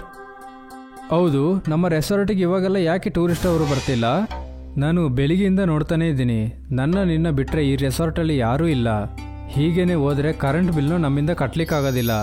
ಸರ್, ಇವಾಗ ಜನರು ಬಂದು ನೋಡಲಿಕ್ಕೆ ಇಲ್ಲಿ ಏನು ಬಾಕಿ ಉಳಿದಿಲ್ವಲ್ಲ ಸರ್. ಅವರು ಬಂದು ಏನು ನೋಡ್ತಾರೆ? ಇಲ್ಲಿನೂ ಇವಾಗ ಸಿಟಿ ಥರ ದೊಡ್ಡ ದೊಡ್ಡ ಬಿಲ್ಡಿಂಗ್, ಹೊಗೆ, ಪೊಲ್ಯೂಷನ್ ಎಲ್ಲನೂ ಇದೆ. ಹಾಗಿರುವಾಗ ಅಷ್ಟು ದೂರದಿಂದ ಇಲ್ಲಿಗೆ ಯಾಕೆ ಸರ್ ಬರ್ತಾರೆ? ಇದ್ರ ಬಗ್ಗೆ ನಾವು ಇನ್ನೂ ಸ್ವಲ್ಪ ಯೋಚನೆ ಮಾಡಬೇಕು. ಯಾಕಂದ್ರೆ ನಮ್ಮ ವ್ಯಾಪಾರದಲ್ಲಿ ಲಾಸ್ ಆಗಬಾರ್ದು. ವಿಜಯ್ ಗನ್ಸುನ ಅವನ್ ಜೊತೆ ಕರ್ಕೊಂಡು ಬನ್ಸಿಪುರ ಹಳ್ಳಿಗೆ ಹೋಗ್ಬಿಡ್ತಾನೆ. ಅದೇ ಬನ್ಸಿಪುರ ಎಲ್ಲಿ ಪ್ರಾಣಿ ಪಕ್ಷಿಗಳ ಚಿಲಿಪಿಲಿ ಕೇಳಿಸ್ತಾ ಇದ್ವು. ಆ ಹಳ್ಳಿ ಚಿಕ್ಕ ಚಿಕ್ಕ ಮನೆಗಳಿಂದ ಕೂಡಿದ್ವು. ಅದೇ ಬನ್ಸಿಪುರ ಗ್ರಾಮ ಮರಗಳು, ಪರ್ವತಗಳು ಎಲ್ಲವನ್ನು ಸೇರಿ ತುಂಬಾ ಸುಂದರವಾಗಿ ಕಾಣ್ತಾ ಇತ್ತು. ಆದ್ರೆ ಆ ಕಾಡನ್ನ ಈಗ ಕಲ್ಲುಗಳು ಮತ್ತೆ ಕಾಂಕ್ರೀಟಿನ ಮನೆಗಳು ಆವರಿಸ್ಕೊಂಡಿದ್ವು. ಹೇಗಿದ್ದೀರಾ ಸರ್? ನೀವು ತುಂಬಾನೇ ಬದಲಾಗಿದ್ದೀರಾ. ಆದ್ರೆ ಸ್ವಲ್ಪ ಸ್ವಲ್ಪ ನೋಡಿದ್ರೆ ಗುರ್ತಿಡಿಬೋದು. ನಾನು ಚೆನ್ನಾಗಿದ್ದೀನಿ. ಬೋಲಾ, ಈ ಗ್ರಾಮದ ಜನರೆಲ್ಲ ಇವಾಗ ಎಲ್ಲಿಗೆ ಹೋಗಿದ್ದಾರೆ? ಅವರು ನನ್ನ ಕಣ್ಣಿಗೆ ಕಾಣಿಸ್ತಿಲ್ಲ. ಅರೆ, ನಾನು ಏನಯ್ಯ ಹೇಳೋದು? ಇದುವರೆಗೆ ರೋಡ್ ಇಲ್ಲದ ಊರಲ್ಲಿ ರೋಡೆಲ್ಲ ಬಂದ್ಮೇಲೆ ಎಲ್ಲರೂ ಇಲ್ಲಿಂದ ಸಿಟಿಗೆ ಹೋಗ್ಬಿಟ್ರು. ಅದು ಮಾತ್ರ ಇಲ್ಲದೆ ಇಲ್ಲಿಯ ಪೊಲ್ಯೂಷನ್ ಗಾಳಿನ ಸೇವಿಸಿ ಎಲ್ಲರಿಗೆ ಆರೋಗ್ಯ ಕೆಟ್ಟೋಗಿದೆ. ಎಲ್ಲರೂ ತುಂಬಾನೇ ಕಷ್ಟಪಡ್ತಿದ್ದಾರೆ. ಎಲ್ಲ ಜಾಗದಲ್ಲಿ ಕಾಯಿಲೆ ಹರಡುತ್ತಿದೆ. ಇದೆಲ್ಲ ನಿಜವಾಗ್ಲೂ ದೊಡ್ಡ ತಪ್ಪು. ಆದರೆ ನೀವು ಹೇಳೋದನ್ನೆಲ್ಲ ಕೇಳಿದರೆ ಇದರಲ್ಲಿ ನನ್ನ ತಪ್ಪುನೂ ಇದೆ. ಸ್ವಲ್ಪ ವರ್ಷಗಳಿಂದ ಹಚ್ಚ ಹಸಿರಾಗಿದ್ದ ಊರನ್ನ ನಾನಿವಾಗ ಸಿಮೆಂಟ್ ಊರನ್ನಾಗಿ ಮಾಡಿದ್ದೀನಿ. ನಿಜವಾಗ್ಲೂ ಸರ್ ಅದೇ ಆಗಿರ್ಬೋದು. ಆದರೆ ಜನರೆಲ್ಲ ಸವಾರಿ ಮಾಡಿಕೊಂಡು ಕಾಡೊಳಗೆ ಹೋಗಿ ಪ್ರಾಣಿಗಳನ್ನ ನೋಡ್ಕೊಂಬರ್ತಿದ್ರು. ನಾವು ನಮ್ಮ ಸುಮಾರು ಪ್ರಾಜೆಕ್ಟ್ಗಳಲ್ಲಿ ಪ್ರಾಣಿಗಳನ್ನ ನಾವೇ ಝೂಗೆ ಕರ್ಕೊಂಡೋಗಿ ಬಿಟ್ಟಿದ್ವಿ. ನನಗೆ ನಿಜವಾಗ್ಲೂ ಬೇಜಾರಾಗ್ತಾ ಇದೆ. ಈ ಥರನೇ ಹೋದರೆ ಕಾಡು ಸಿಮೆಂಟ್ ಕಾಡಾಗ್ಬಿಡುತ್ತೆ. ಅದಾದಮೇಲೆ ಈ ಪ್ರಕೃತಿನ ಯಾರು ಕಾಪಾಡೋದು? ಇದಕ್ಕೆ ಏನಾದರೂ ಮಾಡಲೇಬೇಕು. ಇದರಿಂದ ನಮ್ಮ ವ್ಯಾಪಾರನೂ ಚೆನ್ನಾಗಿ ನಡೀತಾನೇ ಇಲ್ಲ. ನಾವು ಪ್ರಕೃತಿಗೆ ತುಂಬ ದೊಡ್ಡ ದ್ರೋಹನ ಮಾಡಿದ್ದೀವಿ. ಇದನ್ನು ಹೇಗಾದರೂ ಮಾಡಿ ನಾವು ಸರಿ ಮಾಡಲೇಬೇಕು. ಆಗ ವಿಜಯ್ ಅವನ ಎಲ್ಲ ಕೆಲಸಗಾರರನ್ನ ಕರೆದು ಹೇಳ್ತಾನೆ, ನಾನಿವಾಗ ನಿಮ್ಮ ಜೊತೆ ಏನು ಹೇಳ್ತೀನೋ ಅದನ್ನು ಗಮನವಿಟ್ಟು ಕೇಳಿ. ನಾವು ಯಾವಾಗ ಎಲ್ಲಿಗೆ ಹೋದ್ರೂ ಸ್ವಲ್ಪ ಧಾನ್ಯಗಳನ್ನ ನಾವು ಕೈಲಿ ಇಟ್ಕೊಂಡು ಹೋಗ್ಬೇಕು. ನಾವು ಎಲ್ಲಿಯಾದರೂ ಒಂದು ಮರನ ಕಡಿದ್ರೆ ಅದ್ರ ಬದಲಾಗಿ ನಾವು 20-30 ಗಿಡಗಳನ್ನ ನೆಡಬೇಕು. ಸರಿ ಸರ್, ನೀವು ಖಂಡಿತ ನಿಜ ಹೇಳಿದ್ರಿ. ಮತ್ತೆ ಇದರಿಂದ ನಮ್ಮ ಪ್ರಕೃತಿ ಇನ್ನೂ ಚೆನ್ನಾಗಾಗುತ್ತೆ. ಇವತ್ತಿಂದ ನಾವು ದಿನ ಗಿಡಗಳನ್ನ ನೆಡಬೇಕು. ಎಲ್ರೂ ದಿನ ಗಿಡಗಳನ್ನ ಹಾಕ್ತಾ ಇರ್ತಾರೆ. ಬನ್ಸಿಪುರದ ಹಳ್ಳಿ ಮತ್ತೆ ಸಿಟಿನ ಮೊದಲಿನ ಹಾಗೆ ಮಾಡಕ್ಕೆ ಪ್ರಯತ್ನ ಪಡ್ತಾರೆ. ನೋಡ್ತಾ ನೋಡ್ತೆ ಅವರ ಪ್ರತಿಜ್ಞೆ ಅದನ್ನ ಮಾಡಿ ತೋರಿಸ್ತು. ಮತ್ತೆ ಸಿಮೆಂಟಿನ ಕಾಡು ಈಗ ಬದಲಾಗ್ತಾ ಇತ್ತು. ಚಿಕ್ಕ ಚಿಕ್ಕ ಗಿಡಗಳು ಈಗ ದೊಡ್ಡ ದೊಡ್ಡ ಮರಗಳಾಯ್ತು. ಒಂದೊಂದು ಮಾವಿಂದು, ಇನ್ನೊಂದು ಬೇರೆದು. ಕೆಲವು ವರ್ಷಗಳು ಹೀಗೆ ಕಳೆದ್ವು. ಅಯ್ಯ, ನಾನು ನಿಮ್ಮ ಜೊತೆ ಹೇಳಿದ್ದೀನಿ, ಪ್ರಕೃತಿನ ನಾವು ಚೆನ್ನಾಗಿ ನೋಡಿಕೊಂಡ್ರೆ ಆ ಪ್ರಕೃತಿ ನಮ್ಮನ್ನ ಚೆನ್ನಾಗಿ ನೋಡ್ಕೊಳ್ತದೆ. ನಾನು ಯಾವಾಗಲೂ ವ್ಯಾಪಾರದ ಬಗ್ಗೆನೇ ಯೋಚನೆ ಮಾಡ್ತಿದ್ದೆ.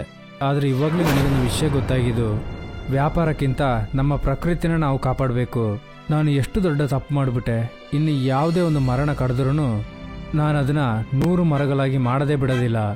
ಇದನ್ನೇ ನಾನು ಕಲ್ತ್ಕೊಂಡಿದ್ದು. ಅಯ್ಯ, ನೀವು ಯೋಚನೆ ಮಾಡ್ದಂಗೆ ಈ ಪ್ರಪಂಚದಲ್ಲಿ ಎಲ್ಲರೂ ಯೋಚನೆ ಮಾಡಿದ್ರೆ ಗಾಳಿನೂ ಚೆನ್ನಾಗಿರುತ್ತೆ, ಮರನೂ ಚೆನ್ನಾಗಿರುತ್ತೆ, ಯಾರಿಗೆ ಯಾವ ಕಾಯಿಲೆನೂ ಬರಲ್ಲ, ಎಲ್ಲರೂ ಚೆನ್ನಾಗಿರ್ತಾರೆ. ಇದೇ ರೀತಿ ವಿಜಯ್ ವ್ಯಾಪಾರ ಮತ್ತೆ ಪ್ರಕೃತಿ ಎರಡನ್ನೂ ತುಂಬಾನೇ ಚೆನ್ನಾಗಿ ನೋಡ್ಕೊಳ್ತಾ ಇದ್ದ. ಸಿಮೆಂಟಿನ ಕಾಡು ಮತ್ತೆ ಮರ ಗಿಡಗಳಿಂದ ತುಂಬೋಯ್ತು. ಜನರು ಅವರ ಸಮಯವನ್ನ ಅಲ್ಲಿನ ತಂಗಾಳಿಯಲ್ಲಿ ಕಳೆಯೋದಕ್ಕೆ ಅಂತ ಬರ್ತಿದ್ರು. ಎಲ್ಲವೂ ಮೊದಲಿನ ಹಾಗೆ ಆಯ್ತು. ಜನಗಳು ಮತ್ತೆ ಬನ್ಸಿಪುರಕ್ಕೆ ಬಂದು ಅಲ್ಲಿನ ಚಿಲಿಪಿಲಿ ಸದ್ದಿನ ಆನಂದವನ್ನ ಸವಿತಿದ್ರು.